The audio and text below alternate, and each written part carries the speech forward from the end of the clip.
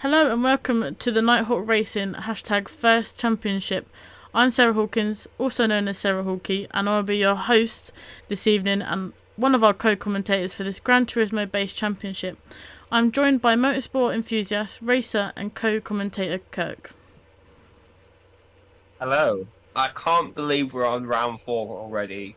As always, I'm glad to be back and looking forward to what should be another great round tonight. Yeah, so here's the series rundown as we just get ready for tonight's action.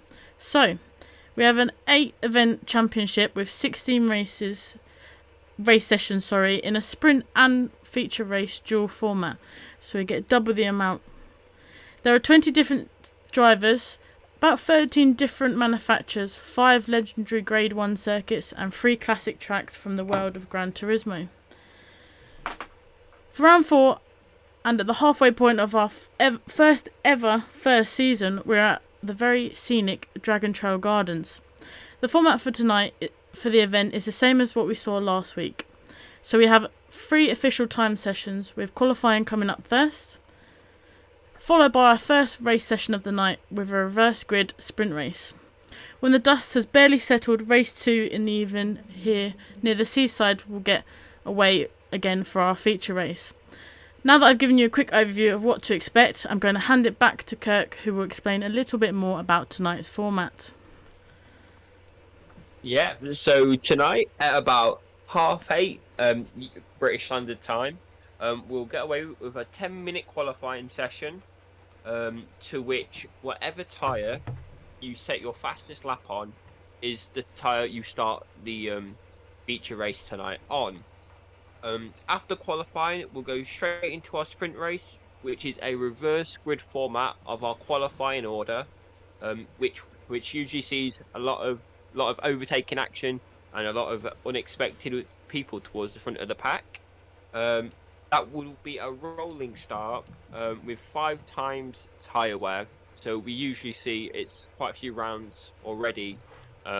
We see the soft tyres being quite marginal by the time it comes to the end of 15 minutes. After the sprint race, we'll go straight into our feature race, which is 37 laps tonight. It will be a grid start, so expect a lot of thrills and spills into the first couple of corners, especially that the first chicane, turns 3. You have to start, as I said before, you have to start the feature race on the tyre you set your fastest qualifying lap on to. And during the race, you have to use 2 different compounds of tyre, unless we have a wet race or it rains, which we determine as being more than a third on the moisture bar. And then there's also bonus points up to grab in all our sessions for fastest laps today. If you want to take it away from there, Sarah. Yep, thank you very much for doing that overview. So, onto the points. As before, like Kirk just alluded to, we've got points up to grabs across all 3 sessions. First in qualifying, if you qualify pole position, you get 3 extra points. Second, you get 2 extra points. And third, you get 1 point. In both the sprint race and the feature race, the person that gets the fastest lap gets 2 extra points. The sprint race itself, if you come home in first, you get 20 points, then all the way down to 2 points if you come home in 14th place. So over to the feature race, this point system is almost doubled, with first place getting 40 points, then all the way down to 4 points for 14th place. So again, there's points up for grab across the whole evening, so it's worth attending and racing whatever position you get. So on to the drivers. I'll kick off with Big Crazy Bertie. Again, always great to see Bertie out on track, one of the Nighthawk Racing admin team, currently sitting in 6th place on 85 points in the championship, thanks to a quiet but points-grabbing drives and raw consistency and pace. We've got a new addition to the grid tonight in Coach, one of our reserves. He's an illustrator and graphic artist that likes the game wherever he gets the chance. Wherever and whenever. Picking the Genesis, he will have a challenge on his hands, a tricky car to handle, but if he can make it work, let's see what speed he can extract from it. Next up is Fred. Fred is 9th on 58 points so far, building experience throughout this championship and looking for more personal bests as we go. Let's see what Fred can do tonight in that AMG. On to Sim Race Dude. Sim Race Dude is currently in 5th with just 9 points ahead of Big Crazy Bertie, so it's getting close between those two. That Aston and his bronze livery is a strong combination, I must say. Last week at Spa, Sim Race Dude had an amazing showing, his real pace and consistency around that track. Let's see if he can do the same tonight.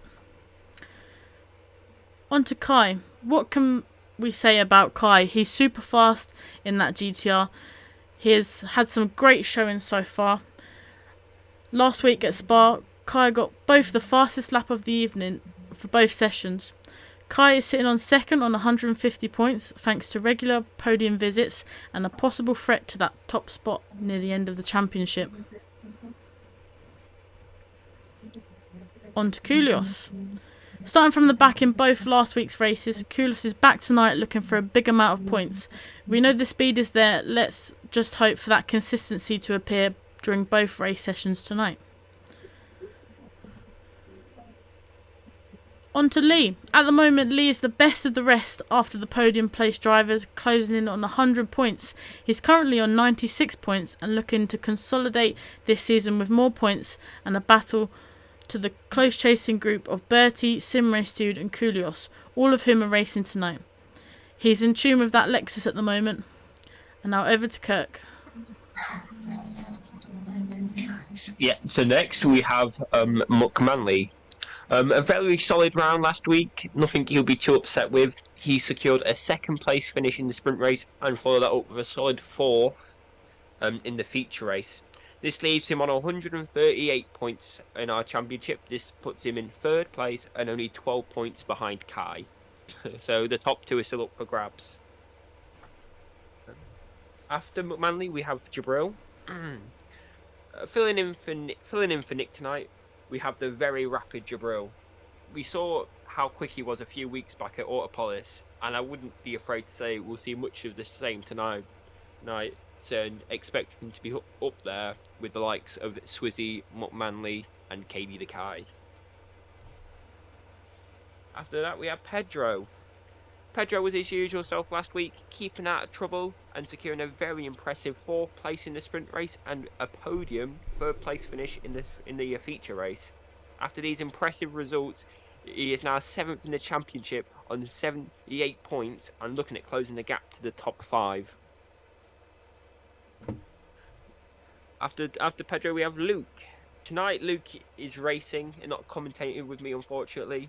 He'll be looking at following up his strong result at Autopolis by trying to sneak on the podium just one more time tonight. Then Stephen. A tale of 2 races last week at Spa for Stephen. After taking a very impressive 8th place in the sprint race, finishing in front of fast racers like Fred, Koulios, and even you, Sarah. 10th. This leaves him 10th in our championship on 50 points. And then after Steve, we have Swizzy. We saw another masterclass from Swizzy last week, where he took both victories in our sprint race and our feature race, as well as securing pole. He'll be looking to do much of the same tonight, although he'll have to keep his eyes behind him, as I said, we've got Jabril in tonight, although Swizzy is our leader in the championship for a reason on 188 points. And after that, we have Ziggy. After taking part in his first race of the championship last week, he'll be very happy with both results, taking 6th in the sprint race and 7th in the feature race.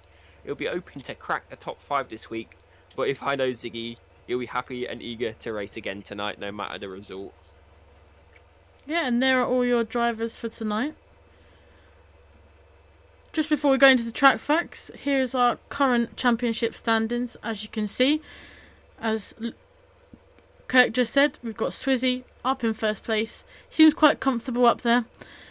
And everyone's scoring some great points so far. Cool. On to some track facts. So, before we start the racing action tonight, here's some facts about Dragon Trail Gardens. Dragon Trail Gardens is a fictional circuit first introduced in Gran Turismo Sport. The circuit is 4.3 kilometers or 2.7 miles long with 14 corners.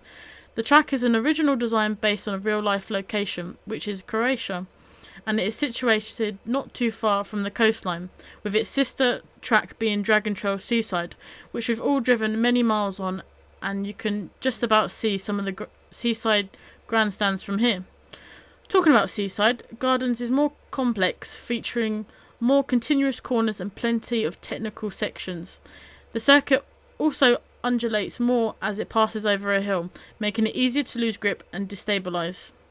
Fun fact, the Gardens on the track's name is derived from the green olive fields looking down on the course. Hitting apexes and high exit speeds will be crucial for drivers' lap times, especially in qualifying. Like most tracks, consistency will be massively rewarding around here. Kirk, what are your thoughts on tonight's track? I think you've summed it up quite well, Sarah.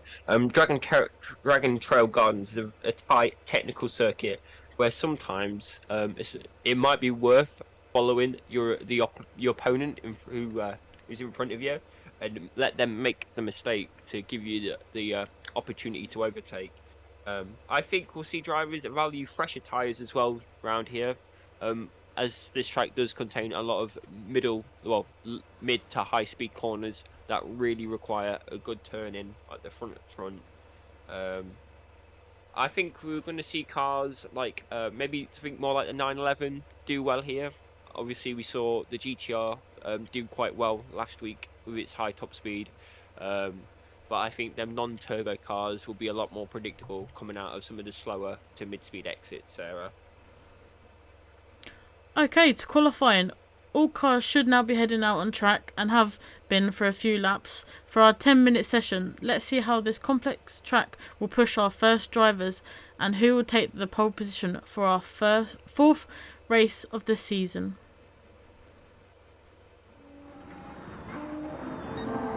So as we join, Swizzy currently in pole position. And take it away, Kirk. Anyone that's kind of got your eye at the moment? Right now, we see Koulios bouncing back quite well, which was from an unexpectedly poor week from him last week. 5th right now. We still everyone hasn't set a lap time. We still got quite a few people who haven't set a lap. Ziggy, Kaden Kai, Bertie. Have all not really set a competitive time yet, but then we see Pedro on his first lap go to third place, which he'll be very happy about. We see Swizzy improving as well, going 9/10 clear, with Jabril maybe just improving just a few tenths, but I think everyone's going to have to work cut out today to try and catch Swizzy, Sarah. Sorry, can you repeat that for me? I said everyone's going to have their work cut out today to be able to catch Swizzy. Oh, yeah. I've not driven many miles of this track myself, so I think a difficult track is an understatement here, because I wouldn't know what the optimal lines around here, especially through the twisty, turny sections. When you just go just under the bridge, you can run wide so easily there, and I feel that's where probably a lot of drivers are going to get caught out tonight. Yeah, absolutely. We have a lot of on this track. We have a lot of hard braking zones, which is very easy to outbrake yourself. With a lot of mid-speed corners where traction on the exit again can be really important. Even the final double apex last corner, it can be very easy to go deep or brake too late and go off the track and dirty up your tyres, Sarah. Yeah. Just on board with Jabril at the moment, like Kirk said, filling in for Nick tonight in the Subaru. Haven't seen this car used much, so excited to see what he can do. Obviously we saw it at Autopolis. Seemed to do quite well there. obviously unfortunate to lose the victory on the final lap to Swizzy. Yeah, that would go down in history books. That had me and Kirk off of our seats in the final few laps of that race. I'm sure it's something Jabril will be looking to take revenge for tonight and steal the victory tonight off Swizzy. Let's see if he can if he can win. See, as he comes to the end of the first sector, he is down ever so slightly compared to his fastest lap, Sarah. You think he'll be able to improve going through this lap? Ooh. I'm not sure, you know. I don't think he set any purple sectors so far, like you say. Maybe take this as a cool down lap. Go again, see if you can maybe get a little bit closer to KD the Kai and Swizzy. But you see, it's improved ever so slightly in the middle sector by about half a tenth. That, when you think about it, that's really not enough to be able to challenge Swizzy or Kai. No, but if you can get off that line just that little bit quicker than the GTRs, or might have a potential tyre advantage around this track, because in the testing we did do, I've got to say the GTRs look like they shredded through those tyres, so I think it's going to be a little bit more of a difficult race for both the GTRs tonight. We see Jabril close the gap up to about half second behind Swizzy and still 2.5 tenths behind KD the Kai. Interesting to note as well, Jabril on the soft tyre to KD the Kai's and Swizzy's medium tyre, Sarah. Yeah. Yeah, looking through our grid today, it really seems most of our drivers are qualifying on the medium tyre. So obviously expecting that soft tyre not to hold up all that well in the feature race tonight, Ooh. Sarah. Just went on board with Mac that got a little bit caught out that Koulios was there, stopped on track. Yeah, I mean... Oh, and that's terrible. Personally, I would start on the mediums as well, because it just lets you get that little bit longer into the race on the feature race than the soft tyres, especially around a twisty, turny track like this. That's a shame. That was McManley's final flying lap as well, because I've just seen what time we're on. Yeah, so everyone will be either setting their final lap times or starting their final flying lap, Sarah. Yeah, I've got to say, everyone is relatively close together. I'm just cycling through everybody. And they're relatively all quite close together. Yeah, that mid pack is all quite close up together, isn't it?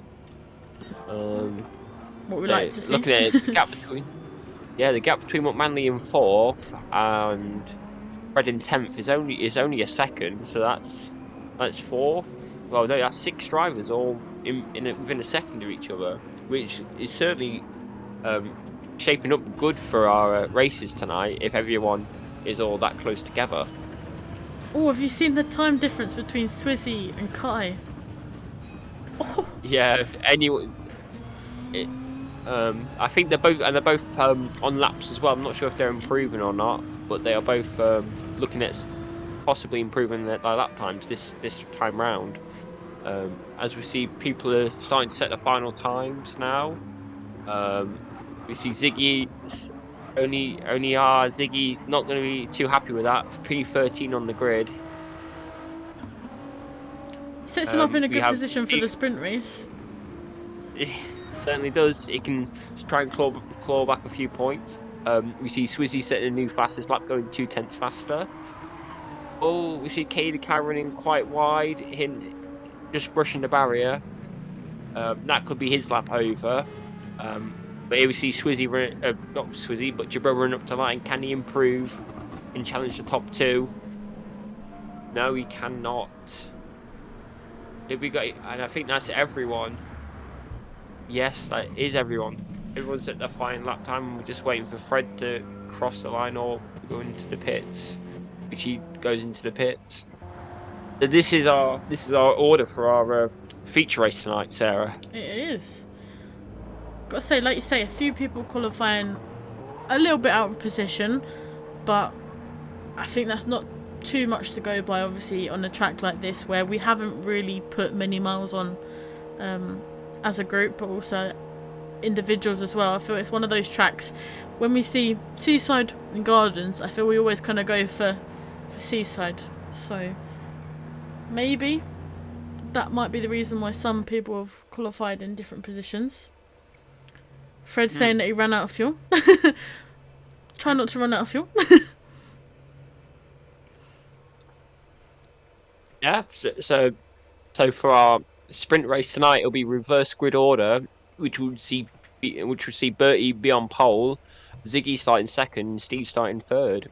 I think possibly have my money on is both Ziggy and Bertie finishing quite well in the sprint race, Sarah. I don't know about you. Yeah, no, they've both been, well, like we said, picking up points as they go. They've been quite quiet, not causing much kind of chaos on track. I think those two drivers especially, if they can get a good start, like you say, we might even get them fighting for the podium spots if they can keep Swizzy, Kai and Jabril and Mac waiting.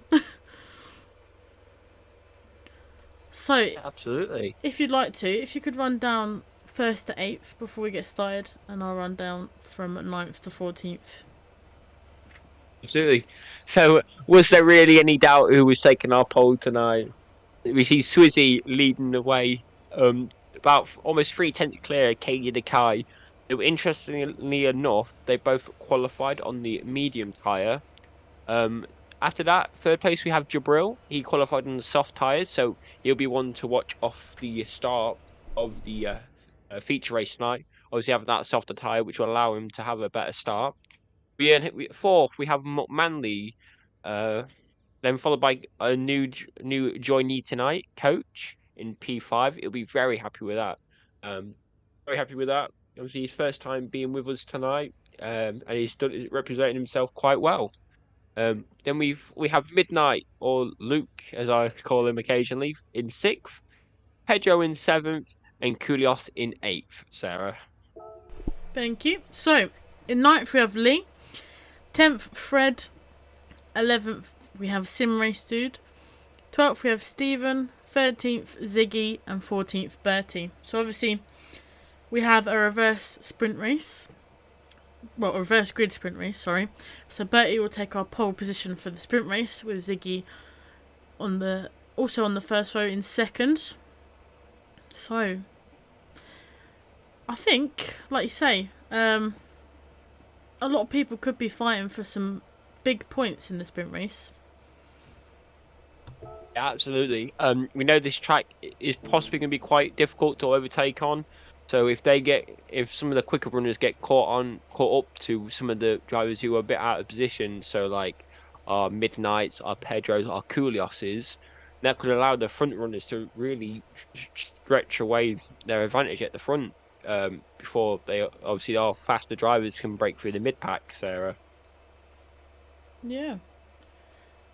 Before we get into the race, I'll just remind everyone our sprint race podium from last week.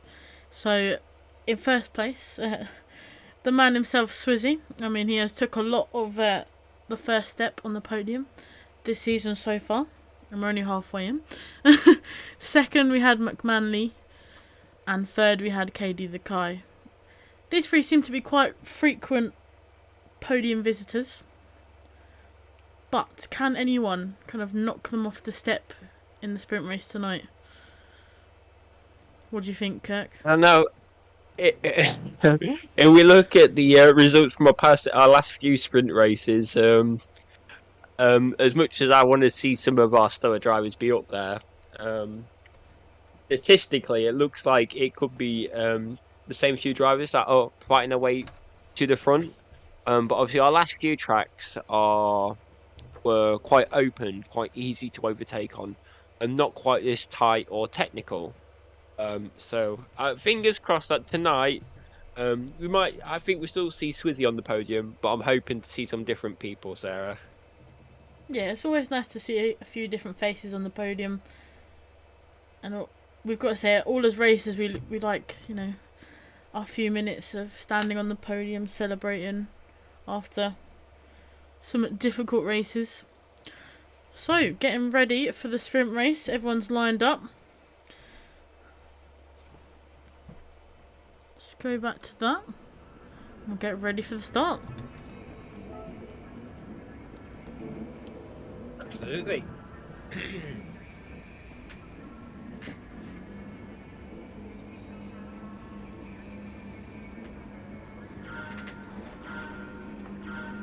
And there we go. We have Bertie leading us away tonight for our sprint race. Followed by Ziggy, followed by Steve and Sim Race Dude in 4, and Fred taking up in P5. Oh, we see a little bit of contact there between Sim Race Dude and Fred, who is on the soft tyre, so you'll be trying to press the advantage here right now on the soft tyre before it possibly starts wearing out towards the end. And as we see Fred go past Sim Race Dude. In the back of the pack, everything looks all right. Nothing. Everyone's keeping it all nice and safe, nice and clean. As we see Swizzy trying to go around the outside and Kai into the hairpin. Kai keeping it inside line, breaking a little bit later. Try parking it on the apex, but it allows Swizzy to cut up the inside. And Swizzy's got the inside for the next corner, and Kai has to concede that corner. Oh.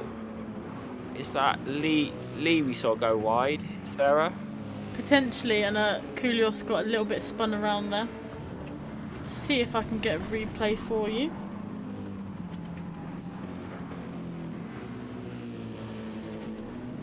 But anyway, we have Manley, who's made quite a decent start, challenging Pedro. Manley look around the outside of Pedro, trying to carry that extra momentum around the outside. Careful not to dip a tyre wide. Force Pedro to go narrow. Oh, and he's just got to throttle too aggressively. We have Bertie, who's about 7.5 tenths clear of Steve, who has managed to pass Ziggy in the first lap. Our top 3 all being on the soft tyre, with our first medium runner being Sim Race Dude in P5, who is still keeping tabs with the front 4, and possibly looking to try and shape up a move possibly into the hairpin on Fred. It's in the slipstream, it's closing that gap, it's under a tenth. Is he going to pull out? No, he sits behind for now, possibly looking at getting a cutback on Fred coming into the middle sector. No, he stays in behind. Then we have a little bit of a gap behind, about 1.5 seconds to Pedro, who is still managing to hold Manley behind. But we see, as we expected to see, so we see our faster runners being caught up in the mid-pack. Yeah, like you say, Swizzy in 8th and KDK just behind in 10th.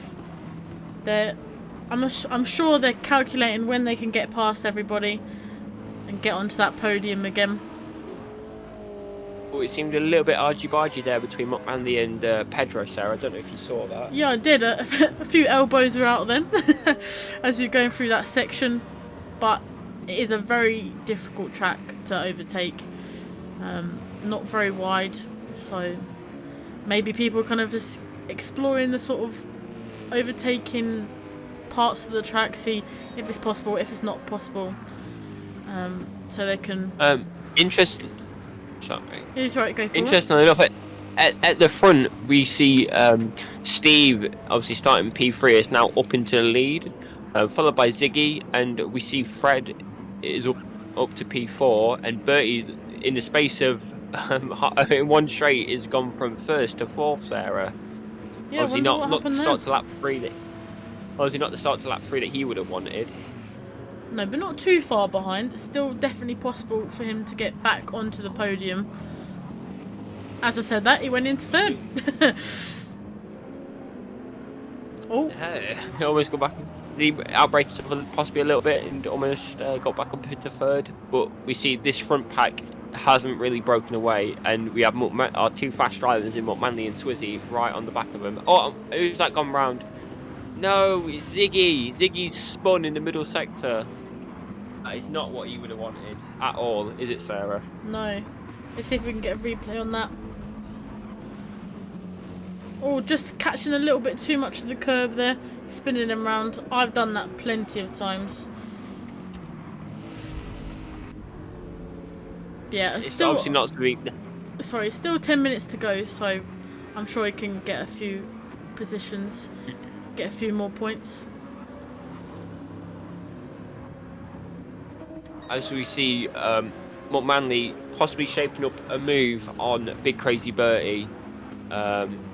Obviously tucked right up behind that front wing, and if we know Manley, we know he has got Swizzy breathing down his neck, so we want to get past sooner rather than later.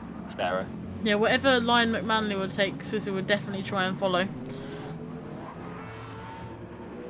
But saying that, Simmery Stood isn't too far behind that pack. Everyone at the moment is relatively close together, which is nice to see. As we see McManley trying to defend Swizzy with the cutback of dreams of McManley. Going side by side, he's got the inside line, so surely McManley's gonna have to try and. No, he doesn't. McManley tries to hold it around the outside, and Swizzy has to stay behind McManley for now. But you see, Swizzy is pushing everyone around these corners. Oh no, Bertie! Ooh, I think he was already going round before he had that slight touch from McManley. Sarah, don't know if you get a replay of that up. Yeah, I can try to. Right, let's see if he caught it on replay or just caught the end of that. But definitely one for the stewards to look over just to make sure. Swizzy, as I joined Swizzy went deep into the final corner. Swizzy went deep into the final corner, allowing McManley to duck back up his inside again. But as we saw last week at Spa, that Mercedes is not very good in a straight line. So it could be under pressure when it comes down into the hairpin, especially if it's being held up by a few of our not so fast drivers. Oh, as it all checks up at the chicane, and we see Fred wide into the wall. Very lucky that Fred ghosted there, because Coach was coming through that chicane. Very close call. Coming down into hairpin, we have McManley 3 wide into the hairpin with McManley breaking the latest. Can he get it all stopped? And he allows Swizzy to get the cut back on him. And they're running side by side again. Replay worthy that move there. 3 wide. Swizzy unable to hold it. And we see McManley go through, and Swizzy on the cutback. Going side by side into the middle sector. Unfortunately, Swizzy was unable to hold it and had to back out as he couldn't carry the same amount of speed as McManley had done, as McManley had the favourable line coming into the next complex of corners. So now we see Steve defend. Kind of turning in on Coach there. Yeah, maybe not expecting to see him there. Yeah. But we see Coach slipping through, and Steve going from first to fourth in the space of half a lap or a lap. Quite some aggressive defending there from McManley there. I don't know if you saw it or not, Sarah. Yeah, it just looked very close between those two. Trying to see where each other break, so that next lap Swizzy could kind of point that out. He knows where Mac's going to brake, so he can brake later, brake earlier. As I say that, Swizzy looks like he was gearing up for the move there. Then at the last minute backs out. I don't know if it's on your screen, but on my screen, McManley has some rear end damage. Yes, he does. I'm not sure where he's got picked that up. I'm not sure where he's picked that up from. And his soft tyres are looking quite worn, so surely this is in Swizzy's favour now to be able to win this race. Yeah, can they go 6 extra minutes? I'm not sure. Like you say, that front right is looking half worn. It might just make it to the end if he can hold it. But obviously that rear end damage doesn't look like it's slowing him down too much at the moment. But interestingly enough, Coach is in the best of both worlds, where he has the soft tyres, but he's also making them last as well. As they do not look much more worse for wear than they do compared to Swizzy. As we go on board with Coach now, going into turn 1. Always going onto the inside line, no, just sticks behind. Give it a little bit of a look, but you know that's not really a corner where you go too wide. Not safely anyway, because obviously that's really a one-line corner. You really want to set yourself up for the run down this straight here and into the hairpins, don't you, Sarah? Yeah, like you never want to go too wide into a fast sweeping corner, because I think we've all been victim of that. It never ends well.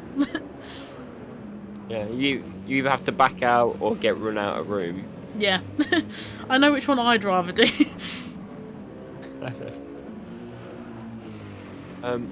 Going down the order, we see Steve still very impressively in 4th.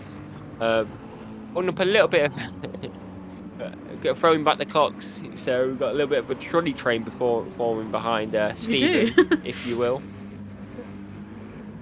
Let's follow the leader. Or follow the 4th place. Very impressive drive from Steve right now, as he goes a slight tad bit wide. That might put him under pressure from Simrace Dude, as Simrace Dude does look to the inside. His medium tire took him a lot better than Steve's softs.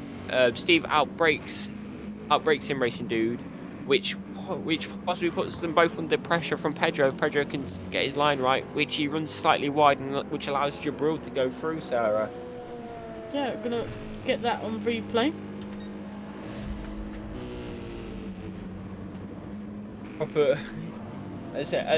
Jabril saw his opportunity. He saw everybody fighting up the top here, and just did the cutback and went, "Thank you very much," and took the position off Pedro. He was like, "Thank you very much. I'll take that." At the front here, we see Swizzy and McManley going side by side, going into the hairpin. Swizzy using the extra power and extra top speed from the GTR. McManley brakes later, tries to hold it around the outside. This will allow him to get on the throttle a bit better and give him better run into the middle sector, which we've seen multiple times is the preferred line from McManley to be able to hold it around the outside of Swizzy. Yeah, but they're still side by side, and Swizzy ends up sweeping around the outside in the middle sector. Looking at them tyres, I'm not really sure if McManley has much more left to fight with, Sarah. No, as you say, that Coach also looks like he's going to go side by side with McManley through this section here. So maybe that tyre wear and the rear damage at the later stage of the race is causing a little bit of problem for McManley. Yeah, absolutely. As we say, we've probably got 2 more laps left from the leaders. Realistically, yeah, we've got 2.5 minutes left, and it's a 1 minute 30 lap. So we have 2 more laps after this one. Can Swizzy now stretch his advantage on with those fresher medium tyres, or is he still going to be under threat from Coach, Sarah? Ooh. I reckon that Mac might just be able to hold on. Oh, we just saw Stephen at the background going a little bit wide on the grass there, pulling off Tokyo Drift in the Porsche 911. But yeah, going back to Coach and Mac. Mac seems to be holding onto the back of Coach quite well at the moment. I reckon maybe he might be able to, those two might go back and forth for the couple remaining laps that we have. But I think that soft tyre wear plus the re-damage for Mac is definitely going to hurt his chances of maybe winning or getting second place. But I mean, third place with that tyre wear and damage is definitely like an achievement. Absolutely. As we see, is quite from McManley. We see quite comfortably ahead of Jabril, who obviously we haven't been. Obviously, we from the battle at the front, we didn't really see it all kick off in the mid pack. And we see Jabril managed to get past both Sim Race Dude and the rest of the pack to up to P4. I don't think he's probably with a lap to go, it's probably a bit too much to ask for him to be able to overtake McManley, bar a mistake from McManley. But I think our closest battle on track right now is probably Sim Race Dude versus Pedro, or the battle for 8th between Fred, Lee, and Midnight. Sarah. Yeah, I wonder what happened to Midnight. We haven't really seen much from him this race in that McLaren. Maybe this track posing a little bit of difficulties for the both McLarens. Yeah, I'd say, well, we see Midnight going to the inside of Steve in the first corner, and possibly challenging Fred into the middle, into the hairpin after Fred gets a poor exit, which allows Luke to just go straight round the outside. Can he outbrake Fred into the hairpin? Brakes at the start of the curb. Possibly a little bit decent there from Fred, but it looks like Fred might have just outbroke himself slightly. Yeah, very deep and very narrow line from Fred there. Yeah, allows Midnight to go straight through and puts himself under pressure from Steve. Ooh. Although I should probably... What happened there, Sarah? Fred and Stephen got a bit close together. I think Fred just took a little bit too much grass there, which going on the grass in a Mercedes doesn't always end well. But at the end, was there really any doubt? As we see Swizzy coming over the line to take a well-deserved victory in our sprint race. A fantastic drive where he made some quite impressive overtakes, followed by the unknown coach. What happened to Mac? He's got front end. He lost out to Jabril. Yeah, he's got front and rear damage and lost to Jabril on the line. Wonder what happened there. I wonder if he replay it, Sarah. I can try to. Might be too far back now. Oh no, we got it on board. So he was up into first place actually. That's lap 7. Oh, lap Sarah. 7, lap 8. I don't know why it went all that far back. Jesus. Come out of that one. Yeah, obviously some drama on the final lap, which cost McManley 3rd place, Sarah. Yeah, and the replay just went, no, I'm not going to show you that. I'm going to show you lap 7.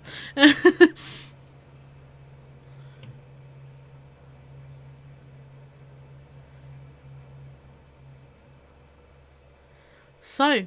Yeah. Yeah.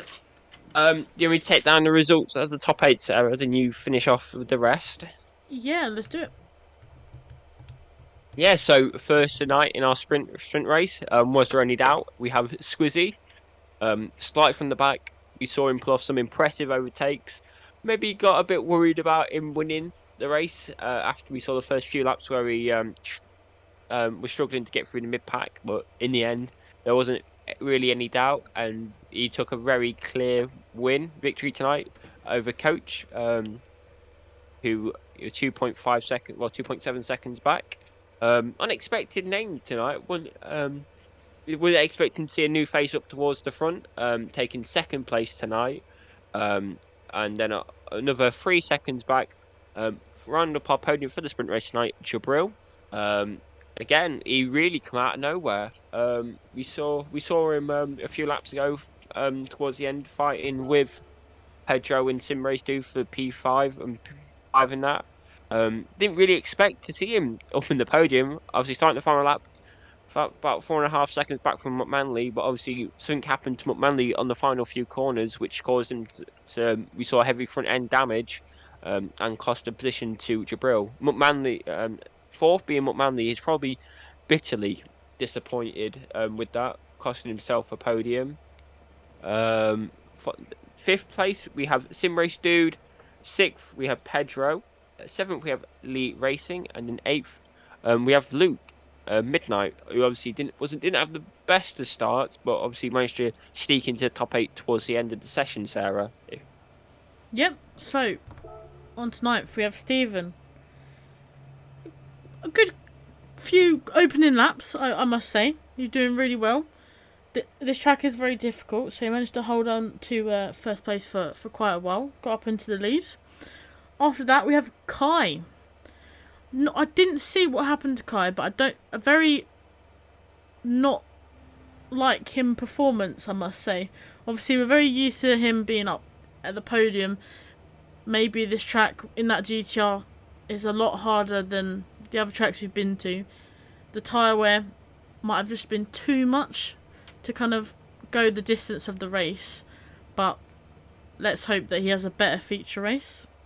In 11th we have Fred. Again, getting very close to other people. Good few battles. If he can do that in the feature race, I think he'll be very happy with his performance. In 12th we have Ziggy. He did start on second, unfortunately, going on the grass and spinning, but I'm sure he'll be happy with 12th place, and he'll be looking to make many more places up in the feature. 13th we have Koulios. Again, was quite close to a lot of people. I think ran wide just a little bit, but again, around a track like this, bringing home some points is all you need. And then in 14th place, rounding up the grid, is Bertie. He was our pole sitter for the reverse grid sprint race. And yeah, I feel like the McLarens might be struggling a little bit around this track. Yeah, it certainly seemed like it. Obviously, a very quiet race from Luke and Bertie. I think we saw Bertie spun and picked up a bit of damage towards the start, like 3 or 4, and obviously he couldn't really recover from it. And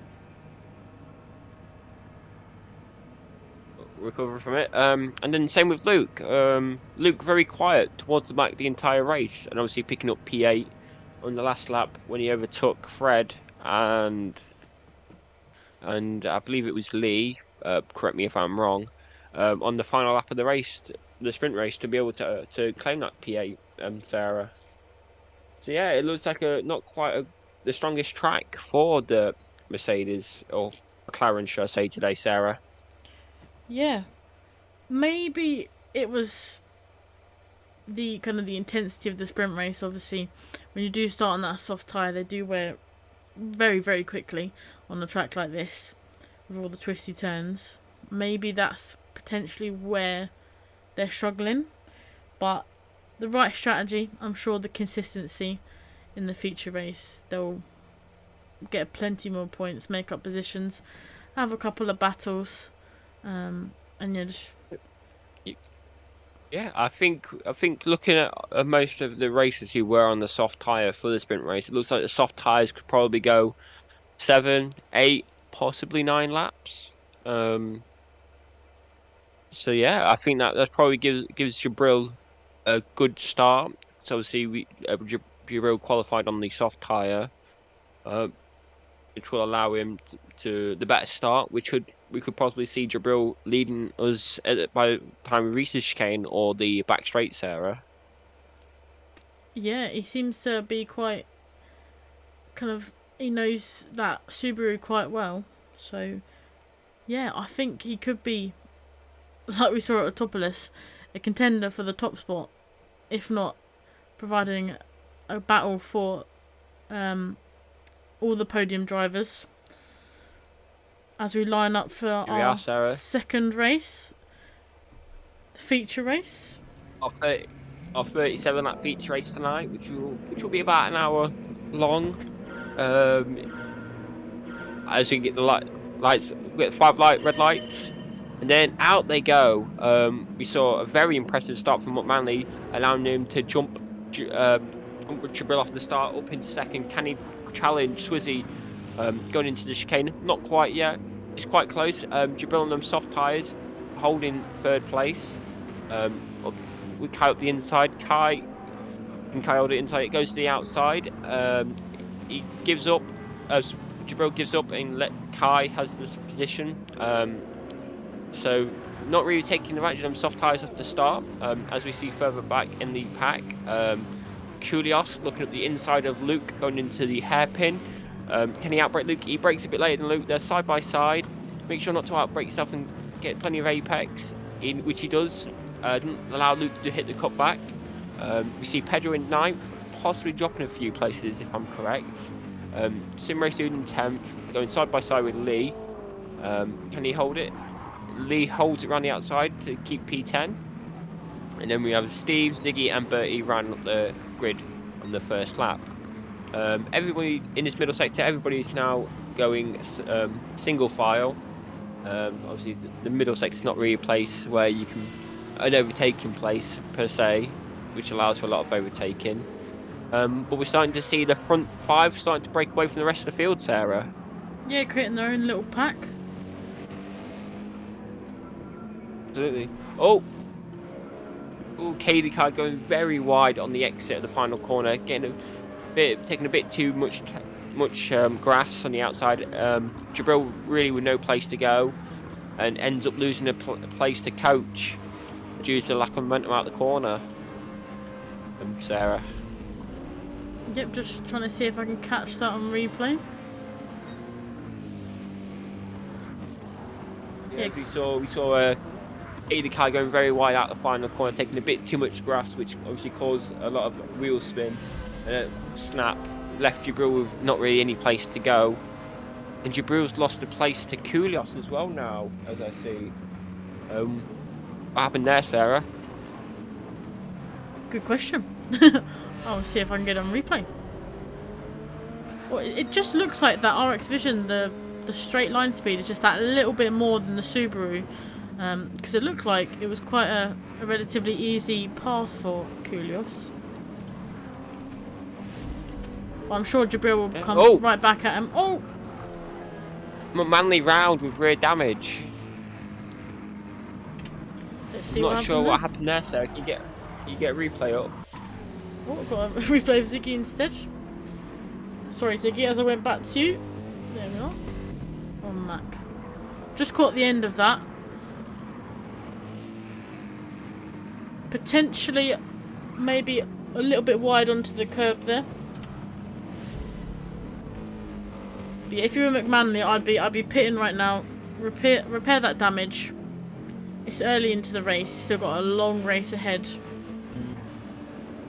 What would you do if you were in McManley's position right now, Kirk? Yeah, I'd probably pit, try and get rid of that damage, and just try and keep it clean from the. Take a set of mediums and just go as far as I can into the race. Possibly one stop, by taking a set of hards to the finish. Yeah, just gonna stay on board with Mac now, seeing what tyres he's gonna go to. He goes to the hards. You called it. Yeah. Great racing minds think alike. So at the front we see Swizzy. He's got a 2-second lead to Katie Kai, who in turn's got 2.5-second gap to Coach, who also has a 2-second gap to Jabril. Although Jabril's being hounded by Koulios and Pedro, who are keeping him honest. Maybe not close enough to go for an overtake right this second, but certainly will pounce if Jabril makes a mistake. A bit further back from Pedro, we have Midnight, followed by Fred and Sim Racing Dude in their own little train. We have Lee and Stephen going side by side. Stephen being the loser out of that, and Lee going up into 10th place. Sarah. Yeah, like you say, the top 5, they're in their own little group at the moment, but everyone else relatively close together. Quite early into the race. Steve going very wide in the final corner, offering a lot of time to Lee, and coming under pressure possibly from Big Crazy Bertie. Yeah, only 4 tenths behind. Potentially going into that chicane if Bertie gets the right line. Oh, and he does it. Just before the chicane, actually. Yeah, quite early into the race. Oh, we've got a yellow flag. We've got the... Oh, Koulios is round. Oh, no. Then if yeah, you've got to replay that, Sarah. We will try it. We will go and have a look. Yep, we've got the replay. Oh, looks like too much curb on the chicane, which bounces the car up, and then when he went onto the other curb on the exit, just spun him round. So unfortunately, losing a lot of time there. I'm lucky for Koulios there. Yeah, very easily down to to P10 do after that. on that chicane there, and that sausage curve right on the inside. If you hit that, it's very hard for the car to kind of get back under control. Resettle itself. Yeah, I've got to say I've done it numerous times. We see the gap between Swizzy and Kai possibly coming down a little bit. That gap now down to 1.7 seconds, which we did see peak at about 2.3 seconds. Both of them absolutely blitzing away from Coach, who is now 5 seconds back.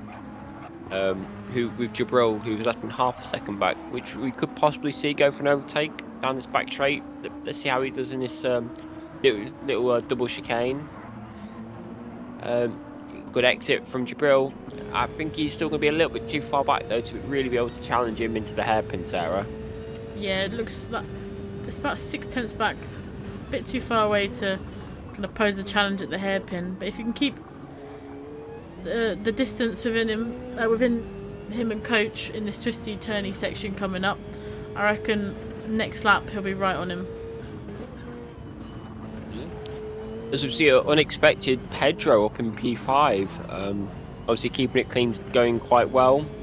Obviously qualifying down in P8, I think it was, and now up to P5 with Luke in 6th.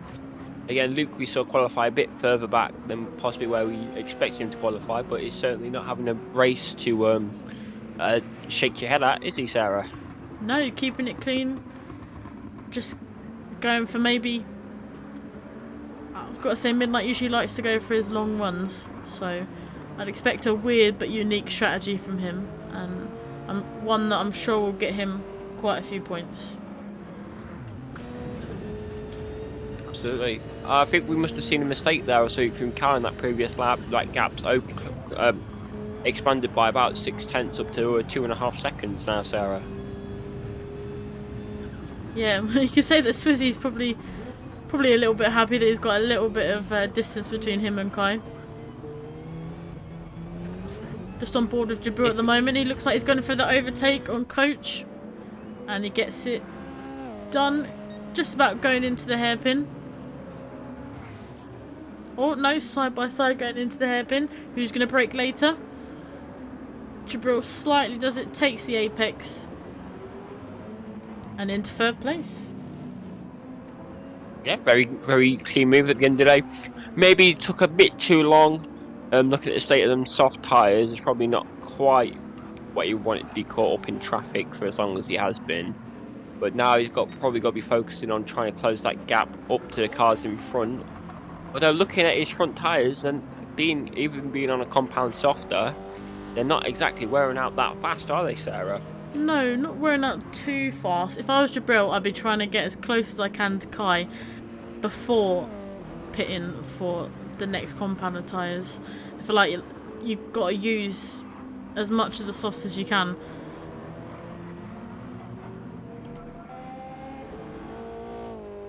Yeah, absolutely. It'd be interesting what pace Jabril can now set, being in clear air and all that. See if we can catch up to our two front runners of Swizzy and Katie the Kai. It seems like everyone's kind of like settled into their own race now, Sarah. Gaps starting to open out between everyone. See McManley's given up on them hard tyres and changed to the mediums. Yeah, I've got to say that the back of the pack. The hard tyres, they pose a little bit of a different sort of challenge. I personally find them very difficult to drive on. So if you feel more comfortable on mediums or softs, I'd go for them over hards, just because obviously go that a little bit faster. I don't know. I'd feel more comfortable in those compounds. What about yourself? Yeah, obviously he couldn't make them hard tyres work and decided to cut his losses on them and move back to the mediums. Actually, they're looking at his lap 4. I don't know if that's just a pit lap or if he had a little incident as well, which may have caused him damage. And then he decided to cut his losses on the hard tyres and move on to the mediums. Yeah. Yeah, instantly his first clean lap, and he's instantly set his own personal best. Sarah. Yeah, maybe kind of settling into the race. He potentially might not have had too many miles on this track, which obviously practice does help, but these things happen all the time. We all know that as much as you practice in the race, it could be a whole different story, whole different situation. So maybe, like you say, cutting his losses, going onto the mediums, that he knows is his probably personal best kind of tyre for pace. So he works his way back up the grid and gets himself a few more points before the end of the race. But saying that, I'm on board with Mac now, and I can just about see Swizzy on the back of him. So I don't think it will be long until Swizzy's looking for that overtake. Yeah, absolutely. We see the gap expanded by about a second from Swizzy to Kai. Jabril to Kai is closed by about half a second. So I'm not sure if Kai made a mistake in the past few laps or anything to cause that gap to close up a bit. We see Pedro closing on Coach a bit, 0.2 quicker on the previous lap. Then we have Luke, who's starting to lose touch to the top 5 now, but I'm sure he's usually pretty good when it comes to strategy calls, so I'm sure he'll be able to catch up towards the end of this race. Then we have Fred, less than a second behind from Luke, so Luke possibly feeling the pressure from Fred. And so is Sim Racing Dude, is also less than a second back from Fred, so a little bit of a train there. We have Steve, who's 10 seconds back from Lee. Bertie, who's another 10 seconds back from Steve. Ziggy, who's 2.5 seconds behind Bertie in P12. And then we have Koulios, and obviously, unfortunately, McManley was off 2 final runners in this race, Sarah. Yeah, everyone's still going, which is always lovely to see. Yeah, just going on board with that little group there, Midnight down to Sim Race Dude. Could we see next lap a three-way battle for that 6th place? Possibly. It looks like Luke doesn't really have the pace compared to the front runners who are all running in the 32s. But the 2 drivers behind him, both Fred and Sim Race Dude, are all running similar lap times to what he is. So maybe it's their slipstream that's helping them keep up with Luke, or they are all just quite equal on pace, Sarah. Maybe.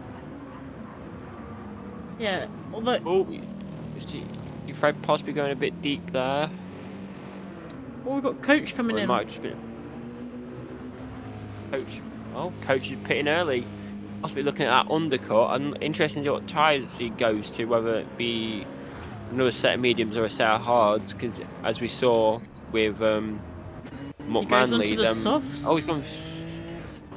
That's an interesting choice. Be interested to see how he can make those last, because as we saw in the sprint race, he managed to make his soft tyres last a real long time in the sprint race, Sarah. Yeah. Was I saying that? Did Pedro also go on the softs in that Genesis? I'm not. I can't quite remember, Sarah. Yeah, no, neither can I. Cause I was gonna say that Genesis seems quite good on tyre wear compared to a lot of the other cars around it. Seems to hold on to them quite nicely. As you see, Manley, even on them fresh medium tyres, hasn't really been able to pull away from Swizzy to prevent himself from going a lap down. And we see Swizzy boxing this lap. Kai continues for another lap. It'd be interesting to see what Jabril does on. Obviously, he's on the soft tyres as well, and he also continues for another lap. So we're seeing them medium tyres being eaten up quite a lot worse than Jabril. Interesting to see what Jabril's strategy is now from this race, because he's almost on a third of the race on this set of softs, Sarah. Yeah. It's that. Oh, we see Swizzy. Swizzy comes just out behind Pedro, so he didn't lose too much time with that pit stop. I was just thinking about Jabril, like you say, almost nearly a third into the race on the softs.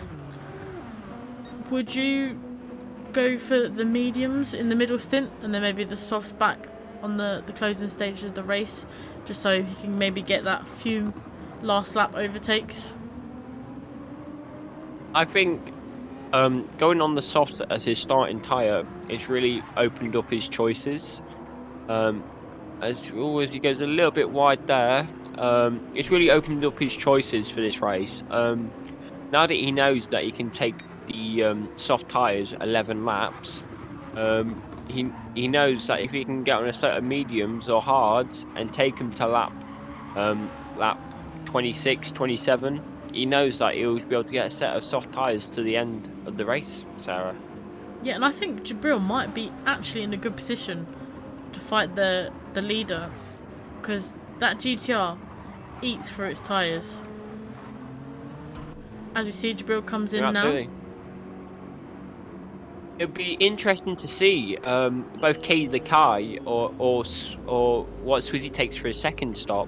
Whether he goes to a set of hard tyres or goes for another set of mediums and then a final sprint to the end on a set of softs. I think out of everyone, the only real person who could possibly look like they're on a 2-stop right now, got based off the tyre wear from their soft tyres, is Jabril. Yeah, Jabril goes on to the mediums on his first stop. Although unlucky enough, he has come out. You get a replay of that, Sarah, see what happened with Fred. Yeah. Let's have a look. That's lap 12 game. Just clips a bit too much of that inside curve going into the chicane. Losing himself a little bit of time there, but not too much. Yeah. As I was saying before, we saw Fred go off. Obviously, not really where Jabril would want to come out in from pitting in all this traffic. But interestingly enough, he has gone for the medium tyre. So I think he might be our only person to stop in tonight. Bar worse tyre wear on the mediums compared to the softs, Sarah. Yeah, I think I'm going to agree with you there. It's that thing, it's when you start on the softs you have to stop quite early into the race, but it's not actually pitted after Swizzy, so I believe if Jabril obviously getting through the traffic quite quickly, he could actually put up a fight for Swizzy later on into the race. They both seem to be on quite similar strategies, even though starting on different tyres. And obviously he hasn't pitted yet, but it's interesting seeing Midnight up into third position. Yeah. Maybe he's also only doing a 2-stop. Yeah, I don't think anyone's going for a 1-stop. Or if they are, they've got to look after those tyres extremely well. Absolutely. I'm just looking around everyone right now, and I think there's no way we see people do 1-stop. I think the tyre wear is just too high around this place to be able to successfully pull off a 1-stop strategy today, Sarah. Kai's coming in. Yeah. Interestingly enough, a few laps after Swizzy, obviously he's lost a lot of time from Swizzy because as a Swizzy's undercut by 3 laps. But however, it will also give Katie Kai fresher tyres towards the end of this race. It'd be interesting to see now. We saw Katie Kai and obviously Swizzy's tyre wear quite comparable on the mediums to Jabril's on the softs. So it'd be interesting to see what's their plan now. We saw obviously Katie Kai pitting last lap, which was lap 13.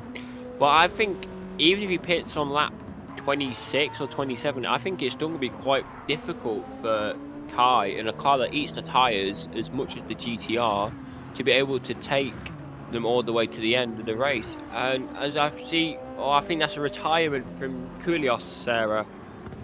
Yeah. Just seen that.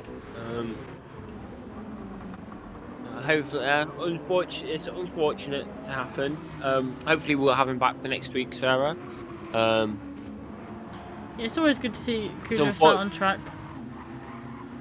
Absolutely, it always is. We value that this track isn't the easiest track. No. Obviously, it does take a lot of skill to race around here. Oh, Coach. As we see, Fred. Looks like he's just about to go for an overtake on Simrace Dude. Going into the final few corners. Obviously, Taking that Simrace inside Dude line. not pitting. Yeah.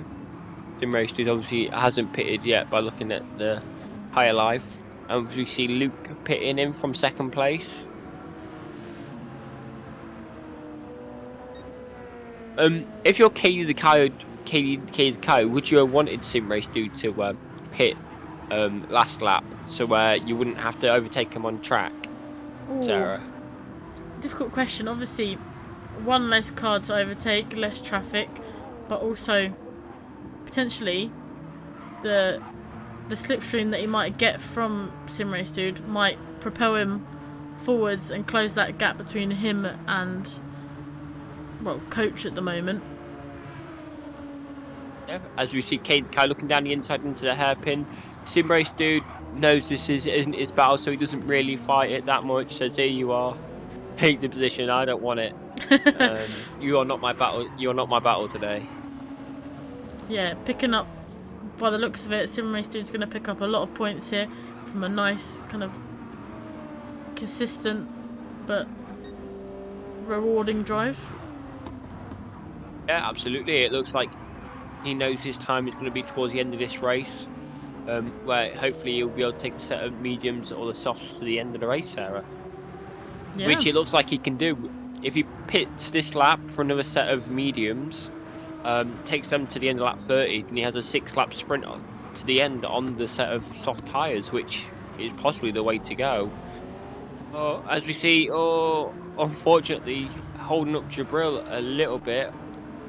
He stays out for another lap, Sarah. Yeah. That right front tyre looks like it's seen better days. Yeah, absolutely. Interesting strategy choice from Simrace Dude, but I see how much more grip Jabril has, obviously pitting already. It looks like Simrace Dude must be suffering quite a bit on them one tyre, Sarah. Yeah, I feel like getting a half-second penalty there.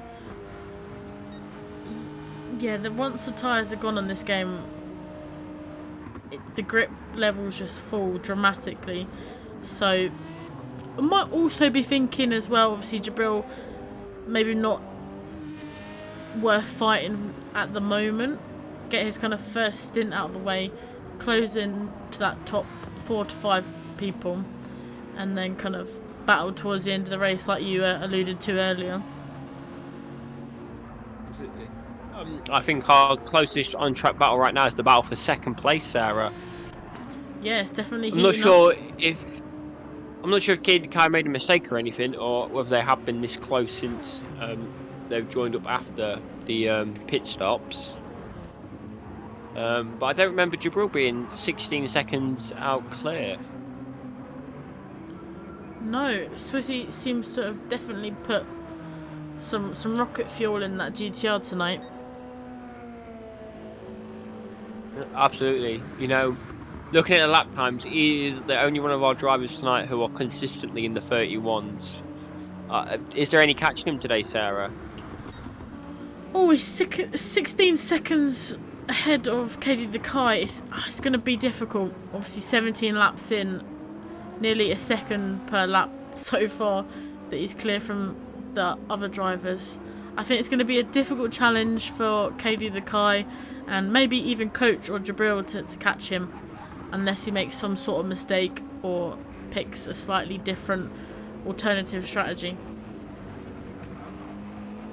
He was our first stopper from our front bunch, so he could possibly be on a 3 or 4 stop strategy this race. And maybe we might see Kai do 1 less stop to try and gain track position over Swizzy towards the end of the race, Sarah. Potentially, because obviously we know the pit time will cost him, but I don't know. I think Swizzy's definitely still got a lot more pace. If you can keep that gap to Kai and pit, he might have timed it perfectly to pit multiple times and kind of retain that gap to Kai. So I think it's less unless he makes a mistake or does go for maybe 1 extra pit stop. I think Swizzy is the man to kind of watch for the win of this race tonight. Never say never, obviously. I mean, it can always kick off, or someone could make Swizzy could make a mistake or something, and that will certainly liven his race up, wouldn't it, Sarah? Oh, as we see a spin. Who from? From Manley. I don't know if you want to rewind that, Sarah. Yep, I can do. Might just catch it. Oh, that curb seems to be taking out a lot of drivers tonight. Proving very difficult once you get on it to kind of get off it facing the right way. Yeah, absolutely. Looks like, as you said, it looks like he just ran a little bit too wide and just dipped a tyre on the grass, or I say it could have bottomed out the suspension and that tyre wouldn't been on the ground at all, and obviously that's just caused him to spin. Yeah, but it's good to see him keep going, Mac. It's a long race still, and we definitely know the pace is there. Certainly is. He's not too far behind Bertie, let alone the top 8. Knowing his pace, he'll be able to catch up to him no problem, Sarah. Yeah, the pace is definitely there. It's just had a very unlucky races tonight, but it will still pick up quite a few points, and we've still got 4 more races to go, so it's definitely still very much in contention for the podium positions in our championship. That's the thing, is when you drop out, you don't get any points, so you get half points. It's always best to keep going, because you know that you're always going to kind of pick up a handful of points, if not a bit more. So it's definitely, if you keep going, it's rewarded in the long run, shall we say. Certainly, certainly is, as we see Swizzy lapping McManley, which is obviously going to be a painful pill for McManley to swallow. Yeah, definitely. Obviously, we usually see them two quite glued together on the podium positions. So, yeah, unusual sight to see. But it is a difficult track at the end of the day. So, for some people, it might kind of suit their driving styles. For some, it might just be a little bit too twisty-turny for their liking. Absolutely. So what do you think we're going to see now at the front, Sarah? Oh, we see Coach with 1% of fuel. Cut it fine. Yeah, certainly. Now, so obviously the question is, bar any big mistake from Swizzy that we assume is not going to get caught. Where do you think Kai slots into this? Do you think he's going to do 1 less pit stop, or 1 less pit stop, and possibly take track position, or do you think he was on the same strategy as Swizzy and just take a simple P2 finish? I think if he's got the tyre wear to kind of hang out for a few more laps, kind of see what Swizzy does, maybe potentially what tyre Swizzy goes to for the last stint, and I think that kind of will put him in a little bit of a better position to kind of think about what he will do going forwards, So I'd kind of react, not be proactive, I'd react to Swizzy in this instance. But saying that, the gap from Swizzy to Kai has come down by 2 seconds that previous lap. So maybe potentially Kai's hit that nitrous button in the GTR, or Swizzy with that tyre wear, it's bringing him a little bit closer to Kai. Oh! Kai's round. Oh no! He went wide. he cursed. He went a bit wide on the exit of the final corner, and as we see coming up into the final corner, he follows his usual line. Everything's going normal, but then he just gets on the throttle a little bit too early. He gets a little bit of snap, and it just spins him out. Ooh. Oh. And it costs him the place to Jabril.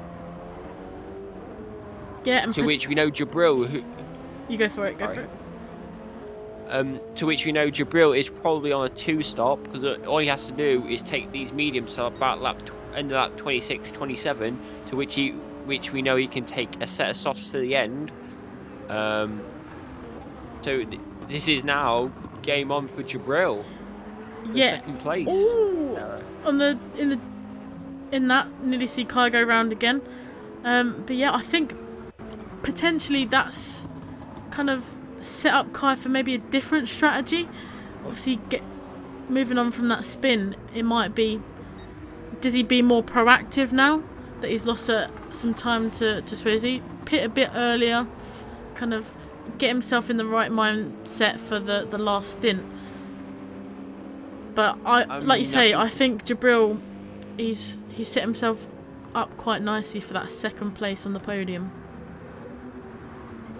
Though realistically, I still think it's a bit too early to be able to make a set of medium tyres at end.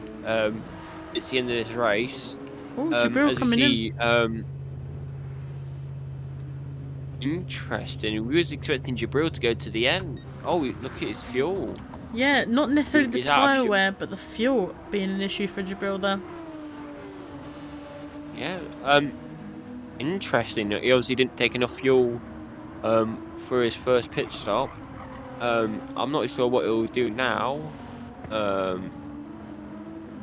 Obviously, we can try and predict these things, but we never know for certain. Taking only 50% fuel here, I think Swizzy's gonna. Not Swizzy, Jabril. He didn't take tyres. Ooh, Jabril didn't take tyres. He only took fuel, which is certainly an interesting call, Sarah. Yeah, obviously trying to cut that pit stop time down a little bit, but will that hurt him towards the end of the race, not taking that set of tyres when he was in the pits? Maybe. It's quite interesting. We saw from his first pit stop, obviously he didn't take enough fuel when he boxed the first time to really be able to make it pay off. Again, I think it's the same thing with Swizzy. I don't think Swizzy can get to the end on a set of mediums. No, it might be a little bit too early. Yeah, so obviously he possibly could be pitting in for a set of soft tyres towards the end. Yeah, as we see Kai going into the lead now. I think this is so. Oh, interesting. Took a set of the soft tyres. That's interesting to know. So we know for a fact that both Swizzy and Jabril are going to have to stop again. Yeah, our top three. I think we'll have to pit. I think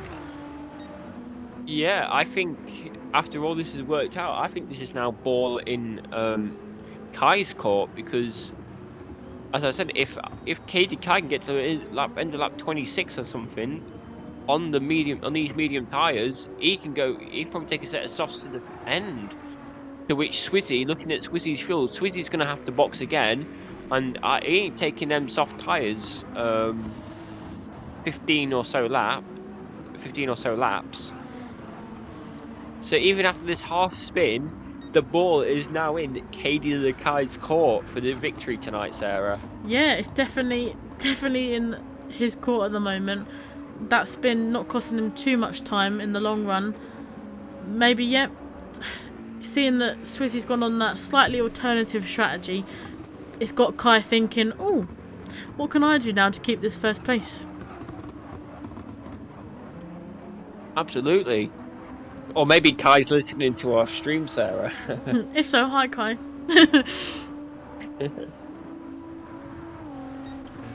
And hello Nick. Hopefully you can join us next week. And I hope you're all good.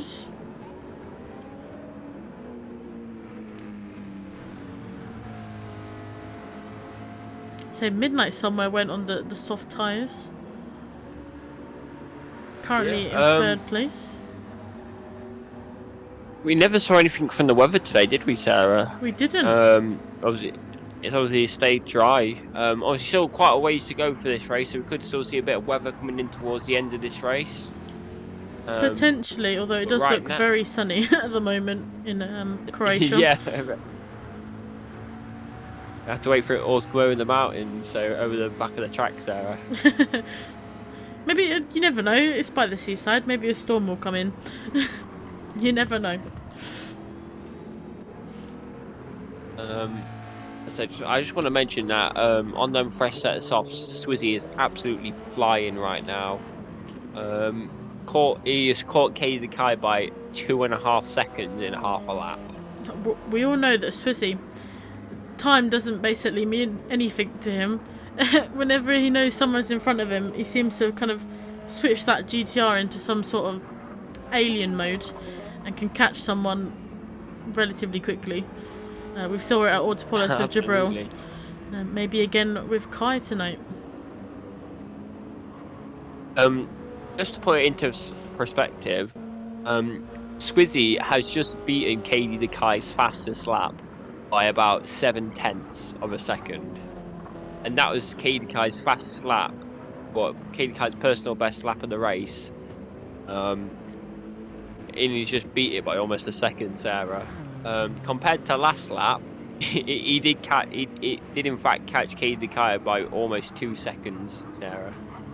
Yeah, I think the fight is definitely on soon. And maybe, like you say, if Kai can hold on a little bit longer, then before pitting, he'll definitely be able to take that GTR to the end. Just looking back on the rest of the grid, we see a battle potentially brewing between Coach and Pedro, both in the Genesis. So Genesis versus Genesis. Let's see who can come out on top, as this is for position. Oh, Pedro going into the inside, going side by side here. Into the hairpin.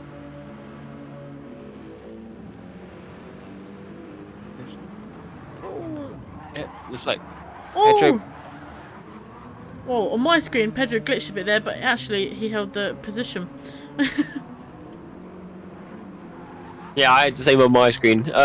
Seems a little bit desyncs about today, Sarah. Obviously, not something we like to see. No, we definitely don't like to see, and hopefully with tomorrow's update, we get a little bit more stability. Yeah, absolutely. But in the end, it was a pretty good overtake from Pedro in the end. Simple enough up the inside. Obviously, Coach probably a bit annoyed by that. Obviously, seeing where he was towards the start of the race. Now going into P6. And it looks like Luke's making his final pit stop for today. He probably need a set of soft tyres to get to the end. Now, be interested to see what he comes out of the pits on, because I think a set of softs now to the end is probably a bit too much to ask. Yeah, 11 laps. It might be just a couple of laps too early to go into the softs. Nope, he's taking a set of softs to the finish. He's probably going to have to make the most of his fresh soft tyres right now, as I'm not 100% sure what kind of state they'll be in towards the end of the race, Sarah. No, he's got to look after them carefully. Don't take too much curves now, Midnight. As we see at the front here. Oh, a little bit of desync. Oh, big. Oh, that was a big desync there. Which saw Pedro go into the barrier, but he's still going. So, you know, it's kind of hard in the comms box to see what's like happening and what's not. We see Swizzy is overtaking Kai off screen for the lead now. Obviously, we know they both have to pit again. However, Kai will get the undercut on Swizzy to the end of this race. Which I assume Kai will be in at the end of this lap, looking at his fuel for probably a set of softs to the finish. So obviously he's going to have to try and make that undercut work to his advantage, while keeping the gap as close as he can to Swizzy in front. Sarah. Yeah, unfortunately we didn't catch the Swizzy overtake on Kai as we were watching Coach and Pedro. But yeah, I mean, Kirk, you summed it up perfectly there. You've got one that's obviously slightly newer tyres, but not got a great amount of fuel. And then you've got one that on an old set of tyres with basically little to no fuel at the moment. So it's definitely a game of strategy here. It's how much fuel is Kai going to take on? What tyres? Can he make that undercut work? Potentially, but we also know the pace of Swizzy is unbelievably fast. So completely unrelenting pace from Swizzy, as we see Kai coming into the pit today now. As I said, probably take a bit of set of softs and then a bit of fuel to the end. I can imagine Swizzy here kind of, putting his foot to the floor in that GTR, trying to create that as big as a gap as he can to Kai now. Absolutely. Not sure if Swizzy is going to respond straight away, because it seems like he still has very good pace, still in the 1:30s. It'd be interesting to see where Jabril's in as well. Obviously he'll be taking a set of softs to the end, and I think his main battle now will be with Pedro, Coach, and possibly all the way down to Luke, Sarah. Yeah, as we see the gap between Swizzy and Kai now 35 seconds, which is roughly a pit stop time around here. Maybe he's got a few seconds on him. So if you're Swizzy, would you come in now, or would you maybe potentially one more lap and then come in? I'll see when the pace really starts to drop. As we see, the pace is still absolutely fantastic for him, so there's no reason to pit right now. If he can still press his advantage, his pure unrelated pace advantage to Kai, then why not stay out? I mean, even then we saw before he boxed, he had a 4-second buffer from him to Kai. So I'm sure he's not in any rush to catch him. And then even when he does pit, he'll be on fresher tyres than Kai. So although Kai will still have the track position, it could be quite interesting to see where they filter out at the end, Sarah. Yeah, no, I'm definitely excited for those closing laps. I think it's going to be a fight of the GTRs. Just going to scroll through the grid, see where everyone else is. We've got Kai about 36 seconds back from Swizzy at the moment. Pedro about 11 seconds down from that battle there. Do you want to do the next few people? Yeah, got Coach in fourth. Luke on them fresh softs, putting Sim Racing dude under pressure. Basically pushing him around the first corner. Luke going up the inside into the chicane. Can he make it stick? He brakes a bit later, takes that inside line, and in the end, easily done. Again, Sim Race dude knows it's probably not my fight. I obviously start to pit again, looking at the fuel and looking at the tyres. Although he is looking at coming back at Luke, looking around the outside of Luke. Can he outbrake Luke into the hairpin? He brakes as the curb starts. Luke goes a bit later. Can Sim Race dude hit the cutback? No, he can't. And then Luke is through and into P4, hunting down Coach, who is going to have to pit again by the state of those tyres, and runs a bit wide into the gravel. Yeah, that's what we're looking at this battle here. You go ahead. I was literally about to say that as well. We both caught on at the same time. we see Swizzy pitting for a fresh set of softs in front of Katie Kai, coming out quite comfortably in front of Katie Kai. That gap actually extending by about 5 seconds during the pit stop, Sarah. Yeah, a healthy gap. Oh, I'm not sure what's happening with Pedro. He's a little bit glitchy for me at the moment. Yeah, I just thought he'd crashed into the barrier, then he jumped down the straight. Yeah. You see Coach in P4 coming in, which allows Luke up into P4 now.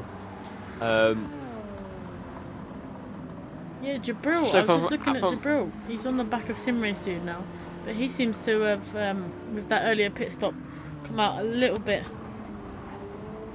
in traffic. Obviously gone on that soft set of tyres for the closing few laps. 7 laps on the soft, definitely doable, and it could be chasing for that 3rd and final place on the podium. I'm on board with Midnight, looking out towards the sea, and it's looking pretty hazy, and it looks like there might be a bit of cloud coming in off the coast, Sarah. I'm not sure about you. Potentially, maybe that storms are brewing, or if not, it's just a very scenic sunset, maybe. Certainly could be, Sarah.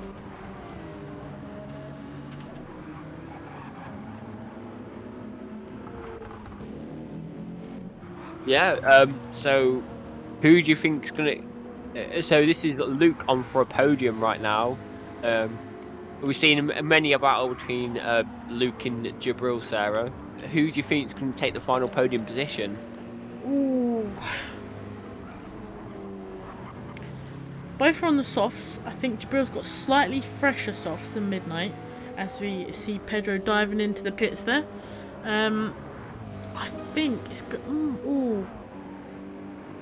I think Jabril might just have the tyre advantage over Midnight, pitting a few laps later. So I don't know.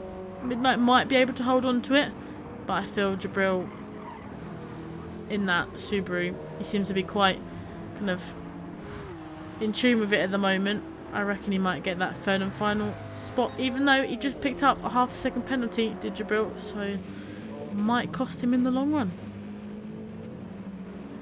Yeah, obviously not what you want when you're trying to hunt someone down with only 6 laps remaining. You don't want to be picking up needless penalties like that, and giving Luke more time to prepare himself, and giving yourself less time to be able to make that move, if you will. Yeah, and obviously kind of closing that gap between himself and Coach, who's just under 4.5 seconds behind, setting a personal best sector there.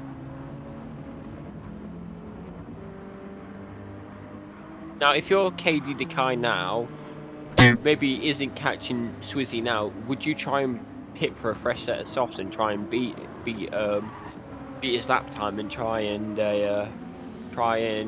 obviously set a new fastest lap and get them fastest lap points, Sarah? Yeah, go for those 2 extra points. Well, he definitely did that last week. Got both of the fastest race for the sprint and the feature, so it's definitely doable for Kai. Looking at his current best, he's only about 3/10 away from Swizzy's time, so it's potentially doable. But maybe I feel like he's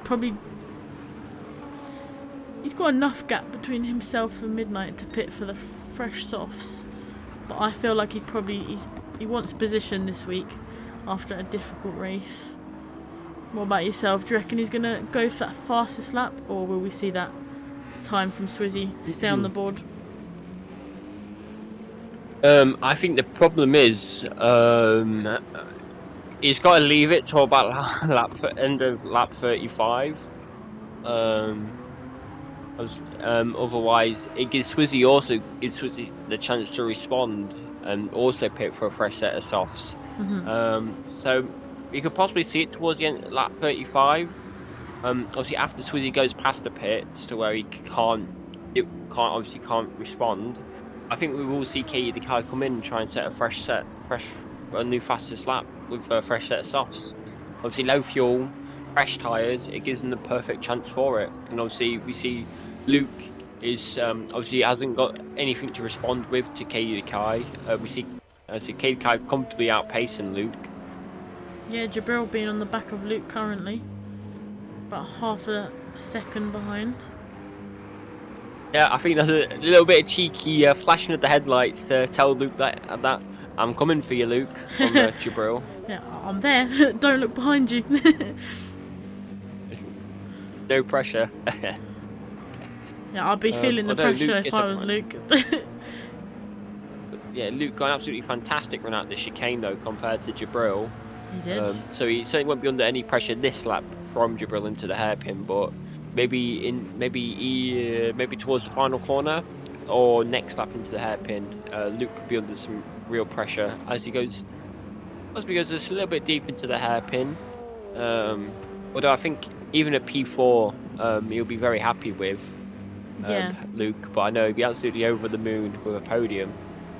Yeah, big haul of points for 4th place as well, so he might just lose out on that final place on the podium, but I think he'll make it up for it in points. Oh, we see someone's gone round. It's Ziggy. Ziggy is round, but luckily he hasn't picked up any damage or anything. Unfortunate to see. Obviously, you never like to see it, especially to such an upstanding gentleman as Ziggy. It's been a pretty difficult race today for him, hasn't it, Sarah? It has. That BMW M6, it's a great car, but I think it's definitely suited to some tracks rather than others. And I think tonight, round this track, maybe he's not quite getting the drive that he wants to out of it with the twisty turny sections. Oh, as we see Jabril go round out of the. What happened there, Sarah? I was on board with him. He looked like under the tail of midnight, just caught a little bit too much kind of dirty air there through the chicane, which sent him spinning a little bit on the exit. It's on replay at the moment. Yeah, clips that curb, that sausage curb, which kind of sends him the wrong way coming out of that chicane. Unlucky, but I'm sure. Oh, actually, he picks up front and suspension damage, so maybe a costly mistake there from Jabril, which drops him down to 6th place. Actually, while I was on the replay there, he's lost a few positions to Coach and Pedro. Oh, I think is he going to pit now, Sarah, for a fresh set of softs because he's got the gap behind the sim race dude? At the moment, I would get rid of that damage, go on a fresh set of softs, kind of give the last and try and set 3 laps the best you can. Yeah, try and set a new PB. But although it's not a million miles away from Coach nor Pedro. No. So he might try and stick it out and try and overtake him. Although he's going to be quite slow in a straight line compared to them. As we see, on board with Jabril, is quite a bit down top speed wise compared to Pedro in the Genesis. Yeah, like you alluded to, the front end damage down the straights is gonna cost him a bit of a top end speed and time. So it's that thing. It's so close to the end of the race. You kind of just stick it out, or do you pit, go for the fastest lap, but then you kind of miss the opportunity to get back in the fight if, say, Coach or Pedro made a mistake. Well, Coach taking a lot of that inside curb at the hairpin, putting himself under pressure from Pedro coming into the middle sector. It's the Pedro battle sitting of the Genesis behind again. for now. Oh, Coach has got front end damage as well. Yeah, I wonder where that happened. I just realised as well. Obviously, Coach is at a massive disadvantage right now compared to Pedro, so it could be a Pedro P4 as we see Coach run wide, allowing Pedro to slip up the inside. They're still side by side running up into the final corner. But is that aero damage going to affect Coach's top straight line speed coming into the hairpin? As we see Pedro getting in front for now. Coach that inside line breaking a slight bit later can hold him off for now. Obviously Pedro tucked him behind, maybe a little bit wide there, but he didn't look. Fortunately, kept it all under control. You see Pedro up in the slipstream. Does he go left? He chooses to go right round the outside. Can he hold it round the outside in this first corner where the inside line is probably the more preferable corner? And he can. He can. He breaks later. He carries the speed round the outside and just sweeps around the outside of Coach, Sarah. Now is the battle of the front end damage between Coach and Jabril, Sarah. Yeah, Pedro coming on top of the battle of the Genesis, but then, like you say, Coach picking up a half-second penalty coming out of the chicane there. Jabril and Coach having front end damage. It's gonna kind of be who's got that little bit more top end speed down the straight lines between those two. Just to note, ending into our final lap of the race, Katie Kai did not pit for a fresh set of soft tyres to set a new fastest lap with. As we see Pedro running quite wide there, but obviously managed to keep it all together. Yeah, do you want to run us down for the final lap, Sarah? Yep, on board with Swizzy.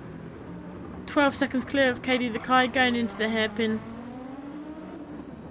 Just a quick mention, Midnight I think is comfortably in third at this point, so definitely a brilliant race from him. Quite a quiet run, but nice and consistent and rewarding. As we see Swizzy just about to go to that triple right-hander. So it's really been quite a comfortable race today, hasn't it, for Swizzy? Yeah. I mean, we all know he's very good at pole to win. His pole to win ratio at the moment is probably off the charts. As he comes through at the final corner now, do you want to run us down? Yeah, absolutely. As I say, another dominant display this week from Swizzy as he goes over the line and takes first place. So far, he has the fastest lap of the race. Can anyone challenge it? I think realistically not. It's only Katie the Kai, but Katie the Kai, obviously on them well-used softs, I don't think he has enough tyres left to challenge the fastest lap, which he doesn't. But he takes P2 again. He'll be very happy with that. And obviously, Swizzy and Katie the Kai are a complete different league today from the rest of the pack. Luke, who leads the rest of the charge in the field in P3. Very unexpected P3 after what we saw in the sprint race, Sarah. Yeah, I mean, who would have predicted it? Probably not us, but we all know Midnight likes to pull off some weird strategies, and I feel like he's much suited to the feature races, that long distance, more of an endurance, a play of the strategies. I think it plays in his favour a little bit more. As we see Pedro crossing the line in 4th place. Coach in 5th. The winner of the Genesis battle, Pedro. Yeah. Then Jabril, unlucky in that final few laps with the damage and the spin after the chicane. Then we see Simrace Dude coming home in 7th. With Fred in 8th. Lee in 9th. Do you want to go through the final 3? Yeah, then we have Big Crazy Bertie in 10th. Big Crazy Bertie in 10th. We have McManley, a very unfortunate race from him today, in 11th. 12th, Steve. And last but certainly not least, we have Ziggy. With our one and only DNF, unfortunately, being Koulios today. Yes, unfortunately. But a difficult track for everyone. Twisty and turny. I think everyone did remarkably well. I think everyone should be kind of proud of themselves for sticking it out, for obviously playing on the strategy, going for a few different strategies we saw across the field.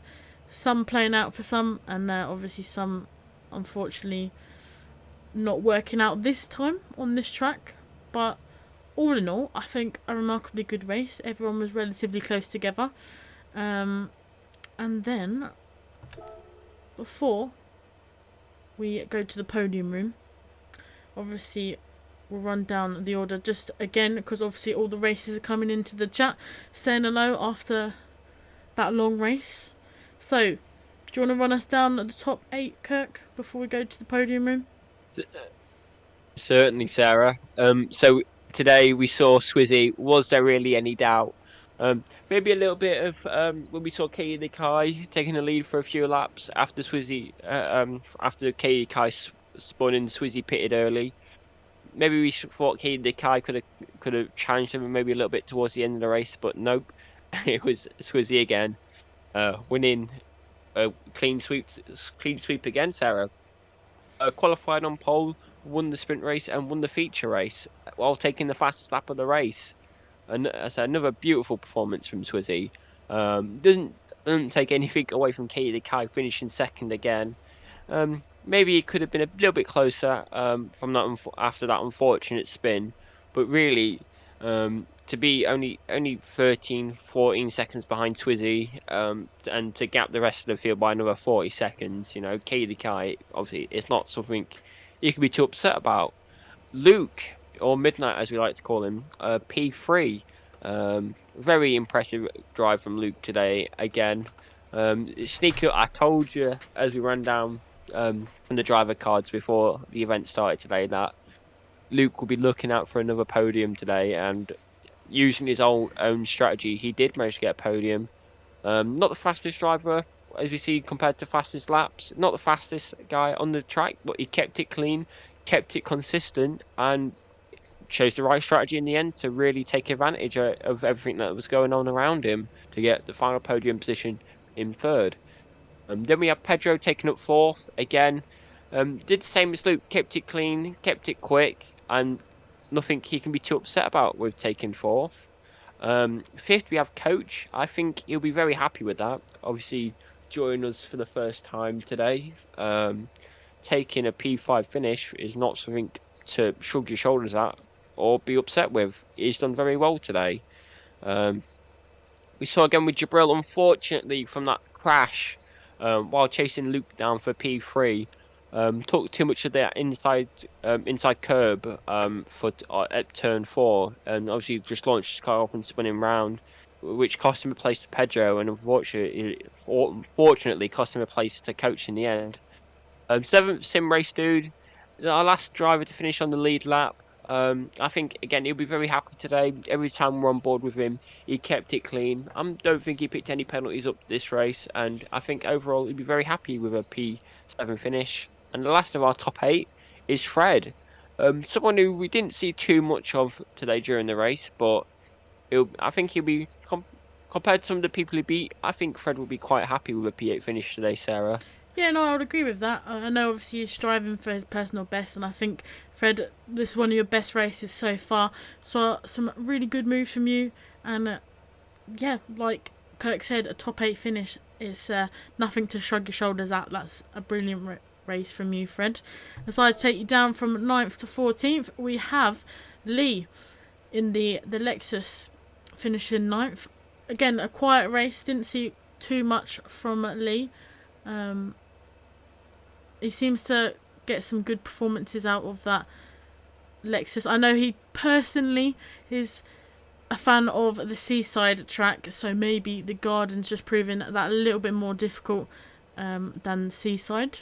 But definitely a good showing from him. In 10th, we have Bertie in the McLaren.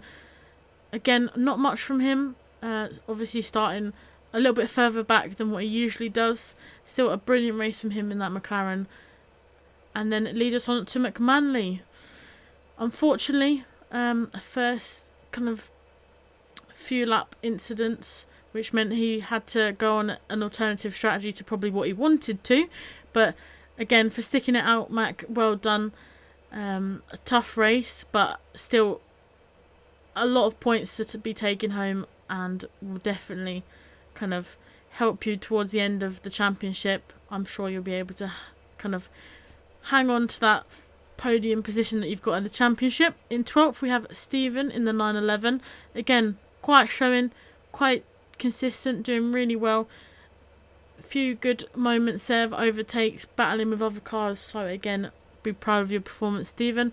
We have Ziggy in 13th, the last of our finishers today in the BMW. The BMW did look like quite a handful today around this track. Probably not kind of its best track, but again, 13th place in that car, Ziggy. Again, nothing to shrug your shoulders at. Should be impressed with that, and going into the next race, I'm sure it'll be a lot better for you. And then we have Koulios with DNF. Unfortunately, I think it was about a third of the racing with the DNF. Hopefully next time we go to a track that you personally like a little bit more, Koulios. But yeah, unfortunately, DNF meaning slightly less points than usual. But if everyone that was on the podium from the sprint and the feature wants to jump into the podium room on our Discord, we'll be over there in just a second for our podium interviews. Absolutely. Who do you think was your driver today, Sarah, before we go over? Ooh, I've got to say, driver of the day, I don't know if I want to go for the usual Swizzy, because I think, like I said, his pole to win conversion rate or conversion ratio is off the charts. We all know how good he is. He's definitely an honourable mention for today. I think I've got to say either Midnight for the feature race. I'm going to say Coach, because that's for his first race. You know, might not 100% know kind of the layout and what to expect. He might not be a huge fan of this track. I think a brilliant showing from him in his first race, first Nighthawk F1 RST race. I think definitely kind of a worthy driver of the day, in my opinion. What about yourself? I think we need our own category for just Swizzy. Yeah, Swizzy just Swizzy. is always. Well, I think obviously you can never sing Swizzy's praises enough. But I think from the rest of our pack, I think it has to be Luke. As we saw, the McLaren wasn't really anywhere in the sprint race, only finishing P8. But obviously he shows a really good strategy today, kept it really clean and kept it really consistent. And obviously what was a qualifying possible P6 or P7, I couldn't quite remember, to finish on the podium after such a long formatted race. I think he should be very happy with that. And Luke is my driver of the day, Sarah. Yeah, I'm tied between Luke and Coach. I'm going to say Coach. I'm going to go slightly different. We can have two drivers of the day, right? For that, I think definitely both showing a lot of pace, and excited to see what they can offer for the rest of the season. Obviously, Coach being one of our reserves, we might see him back, depending on obviously attendance, but Midnight will be in the comms box next week, which I'm sure he's probably not kind of, you know, at the pace he's got at the moment, getting up regular podiums. He's probably wanting to race a little bit more, but he will be streaming the commentary next week, and I'll be back on the driver's seat. Absolutely. Yeah. Look forward to it. Look forward to being back in the driver's seat, Sarah.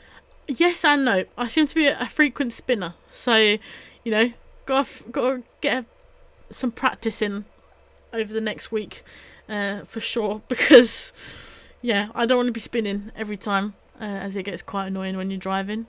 But I mean, we're all racers here. We love to race at the end of the day, so can't complain too much.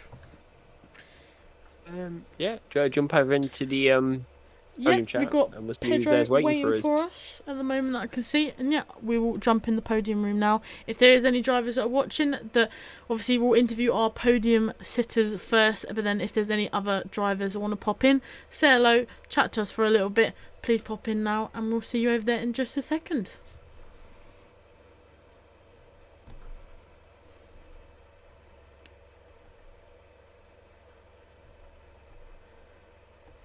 Hello, hello, hello. Hello, hello. So, yeah, we interview Pedro first.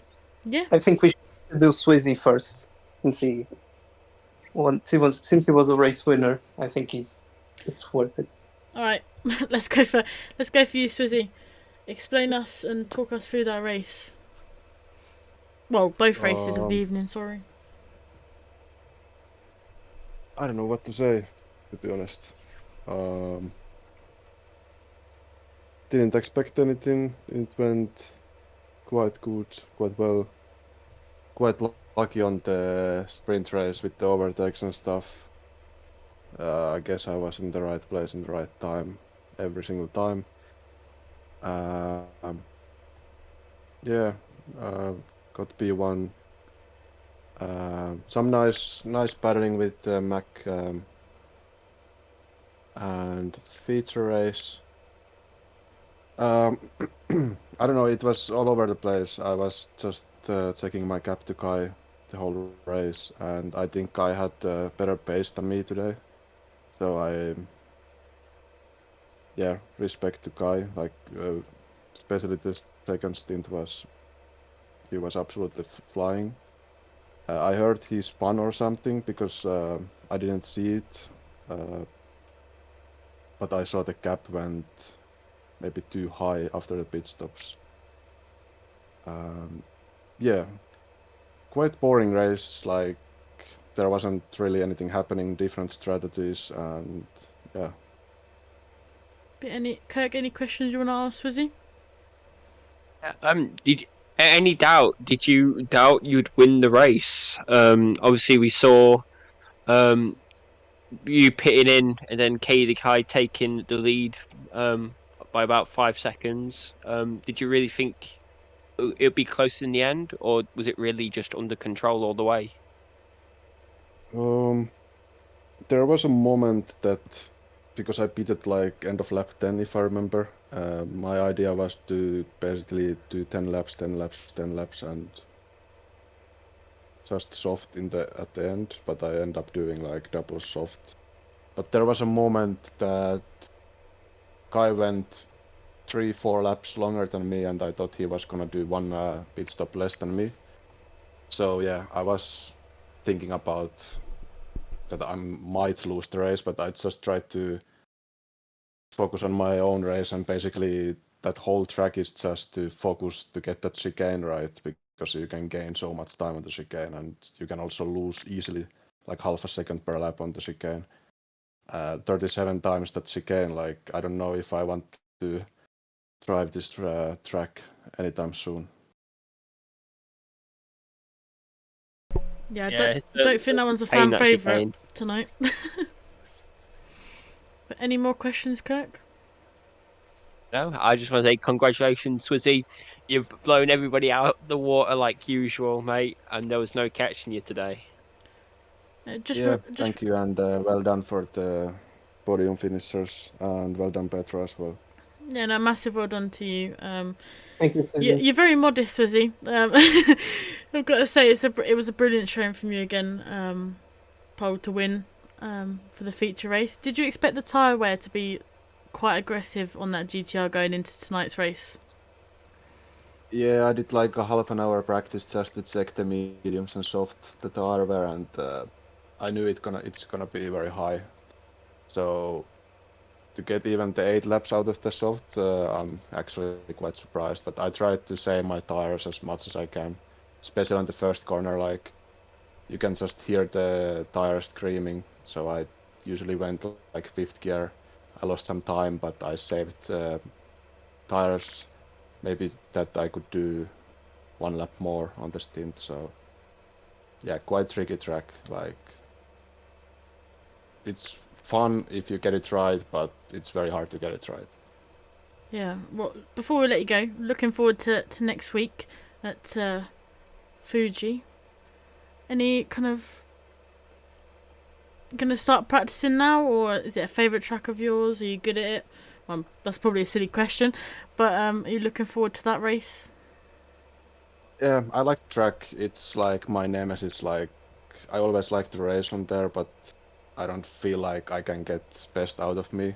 I feel like the last sector, especially, like, it's very annoying and tricky for controller, and tire wear is gonna be a huge issue, and need to practice and see what I can do to get better tires. But gonna be probably very good race, like so many places to overtake, wide track, and probably people know it very well, so gonna be a very tough race. Yeah, thank you very much for joining us tonight, Swizzy. Go take some rest after an amazing performance tonight, getting both wins and a large amount of points. Obviously, quite far in the lead in the championship at the moment, so I hope that continues. And again, thank you very much. Thank you.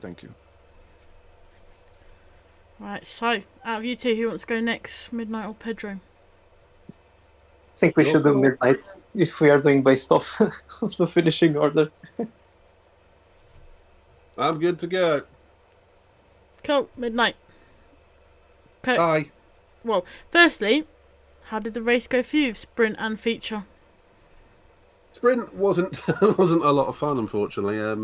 Unfortunately, a little bit of contact into turn 2 or 3, but that wasn't the biggest problem I had. Just too over-eager, and I spun myself around once or twice.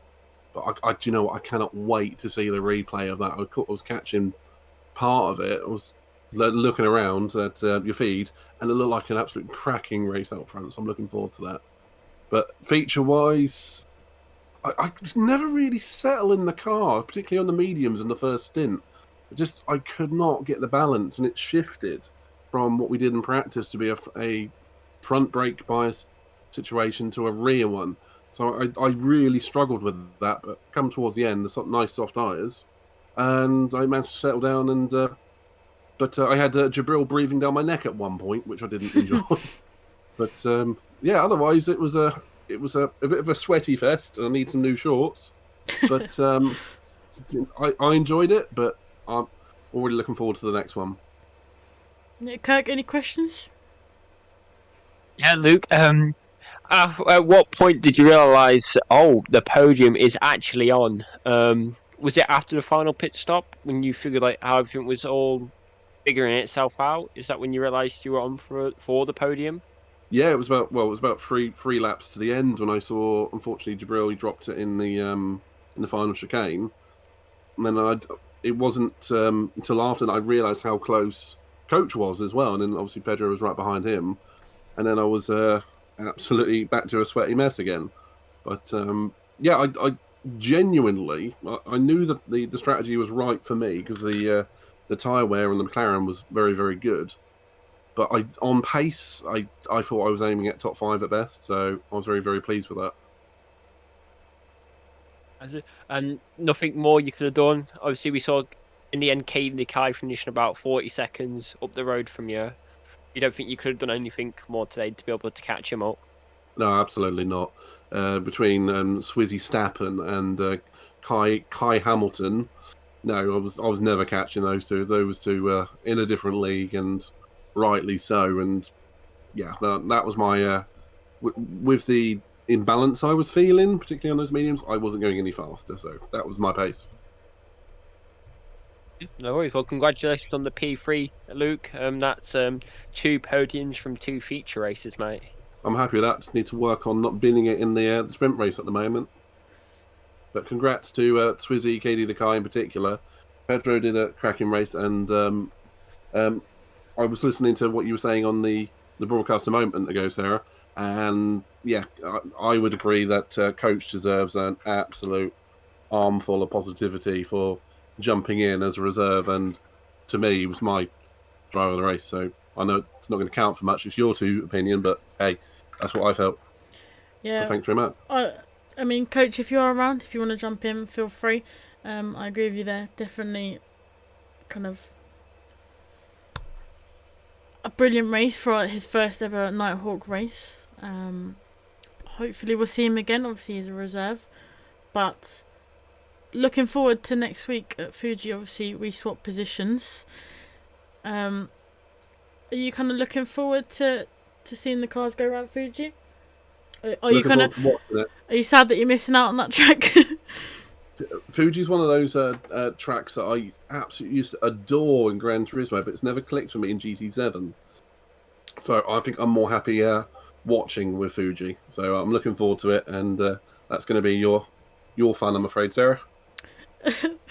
But yeah, massive congratulations, and Thank you very much. yeah, caught a few of your moves. A few moments where Jabril was right behind you. We did think for a little bit that Jabril was gonna kind of, you know, Yeah, I thought he was catching me yeah, too. gonna catch you and go for that overtake, but unfortunately, a lot of damage for him, which kind of helped you keep that third place. But a very good showing from yourself, and picking up a lot of points. So congratulations on the podium, and we look forward to seeing you in the Nürburgring. I know, I'm looking personal forward to it favourite of myself. yours. Exactly. Hoping for some wet weather. But yeah, thank you very much for joining us. We appreciate you very thank you. much. And shout out to Sim Race Dude and Fred for pushing me all the way in those first stint or two. Yeah, I was going to say honourable mention to those as well. Those Sim Race Dude and Fred, they were putting up a real fight. And again, got a good kind of fight between the three of you. At one point, you were going 3 wide into the hairpin. We thought it's going to be disaster. But actually, everyone came out alive, which was good to see. Can't wait to watch the broadcast. Thank you very much. No worries. Right, Pedro. Hello. How was tonight's races for you? Well, I mean, I must say, I was a bit underwhelmed with my performance today.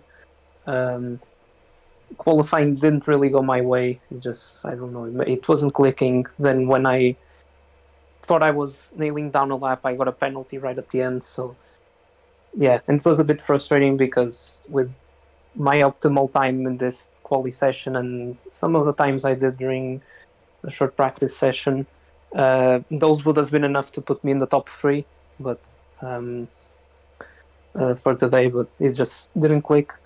Sprint race was, well, I was struggling quite a bit. I think, just as Midnight said, I think with this car today, I just wasn't getting the right balance with the medium tires. So, yeah, the car wasn't feeling great. So I was struggling a little bit, wasn't really that confident. Still managed to salvage something out of the sprint race, which I must add as well, since we were mentioning him a few minutes ago. Massive shout out to Coach today for, well, on his first appearance in our championship. Getting a P2 and only finishing, I think it was something like 2.7 seconds behind Swizzy. Phenomenal result from him. I must also like a shout out Sim Race Dude in the sprint, because he was. We had a pretty good battle until the end. It was very fair, very clean. Pretty good to have. And yeah, also in the feature race, I was really surprised with the P4. I definitely wasn't expecting it. The tire wear was horrendous on the car. And I was just giving everything I had, really. Once again, had a very nice battle with Jibril, Colt. It was very good, and the P4 was really the most I could have got out of the feature race, mainly because of strategy I had to go for because of the tire wear. So I'm quite happy in that sense. Yeah, it seemed that the battle of the Genesis tonight, between you and Coach, again some great moves between you two. But Kirk, any questions for Pedro? Yes, Hi, Pedro. Obviously, we saw you only finished a few seconds behind Luke in the end. Do you think you could have done anything differently, or in the end, if it was a few more laps, do you think you would have been able to challenge Luke in the end? Well, I don't know, because I was really struggling with the tire wear, especially on the first stint. I don't think I could have really done much more to extend the tire life, considering, well, the circumstances of the race, what I had. Right at the end, I mean, I could have maybe caught up to him if there were a few more laps, but then again, I was really pushing hard, so those tires weren't going to make it that long. And yeah, he just had a very good pace throughout, had a really good strategy. And yeah, massive shout out to him for finishing on the podium as well. No worries. Well done today, Pedro. Very well deserved P4. Hope to see much of the same next week at Fuji.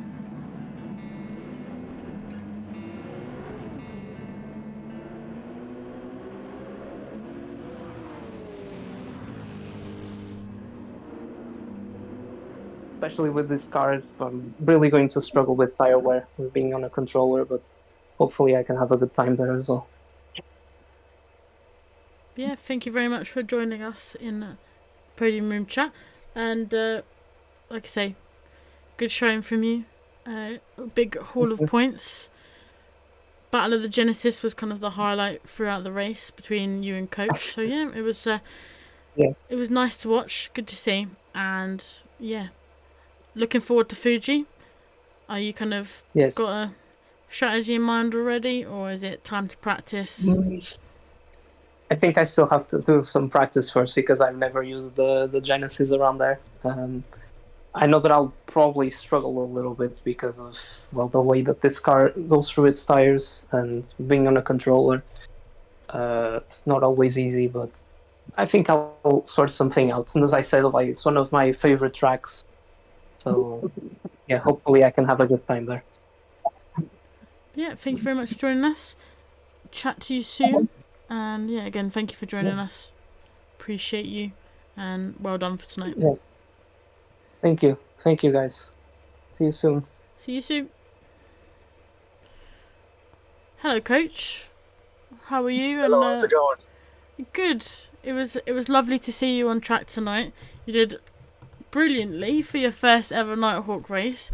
You officially been awarded our driver of the day for today with the sprint race podium and also a good showing in the feature race. Can you talk us a little bit through kind of, how you felt after tonight's races? I thought it was good. I enjoyed it.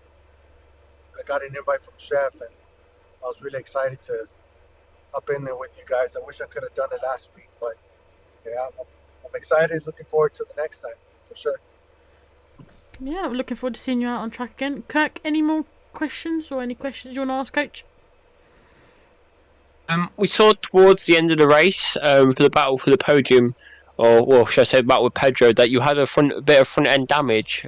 Where did you pick that up from?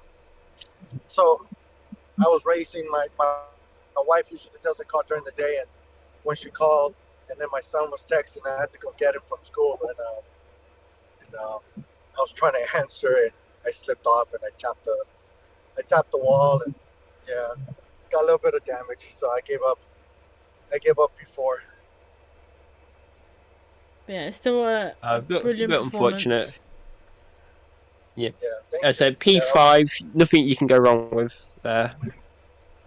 But yeah, obviously, if you get the call up for Fuji, is that a kind of a track that you kind of look forward to, or not really? I'll have to test it. I don't think I've ever ran this car there. To me, this car feels very top heavy. Like I don't know. It's a handful. And Fuji's not one that I usually race, so I'll have to take some time this weekend and really try it and see what kind of strategy to try to do for that circuit. Yeah, but again, thank you very much for joining us here. Appreciate you and appreciate you for jumping in. Brilliant showing, driver of the day, massive well done, Coach, and I hope to see you again before the end of the season. And hopefully a full-time drive next time. All right, thank you guys. Thank you so much. Take care. See you soon. All right, good night. Bye-bye. Cool. Take care, mate. So, as we look at the championship calendar, we are off to Fuji next week. Kirk, how are you feeling about that one? That one, I'm feeling again. I think GTRs could do do very well here. At Fuji, that long straight. Obviously the run down to the hairpin. Obviously it really allows them to stretch their legs. I'm not a big fan of the last sector in at Fuji. It seems a bit of a Mickey Mouse sector, if you know what I mean. There's not really a place to overtake, and if someone is going for an overtake, they tend to not really be a line to allow cars to go too wide. The optimum racing line tends to only be one car wide. I feel like we could see quite a few overtakes into the first corner next week. And about it, I think we're going to see again. We'll see Swizzy as always. We'll see Swizzy doing well. I think it'd be much the same. I think again, I think we get a few unsuspecting drivers towards the front. I think Bertie tends to go quite well on tracks that are a bit faster, bit less technical. Well, obviously, apart from that last sector. But I think it'll be another good race next week, Sarah. Yeah, I'll definitely have to start practicing. I know that for sure. But like I said earlier, Midnight will be back in the comms box next week alongside Kirk. Obviously, if Kirk wants to race, then he might be out on track. But if not, it will be Kirk and Midnight. So make sure to tune in next time at about 8:15, and we'll go again. A massive well done to all the drivers tonight. Any last words you want to say, Kirk, before we go off to the highlights? What do I say? It was a good, well done, everybody. It was a great race tonight. I'm glad to see everybody here, and I look forward to much of the same next week. Right, good night, guys. Stay safe. See you soon. I'm gonna go watch some highlights.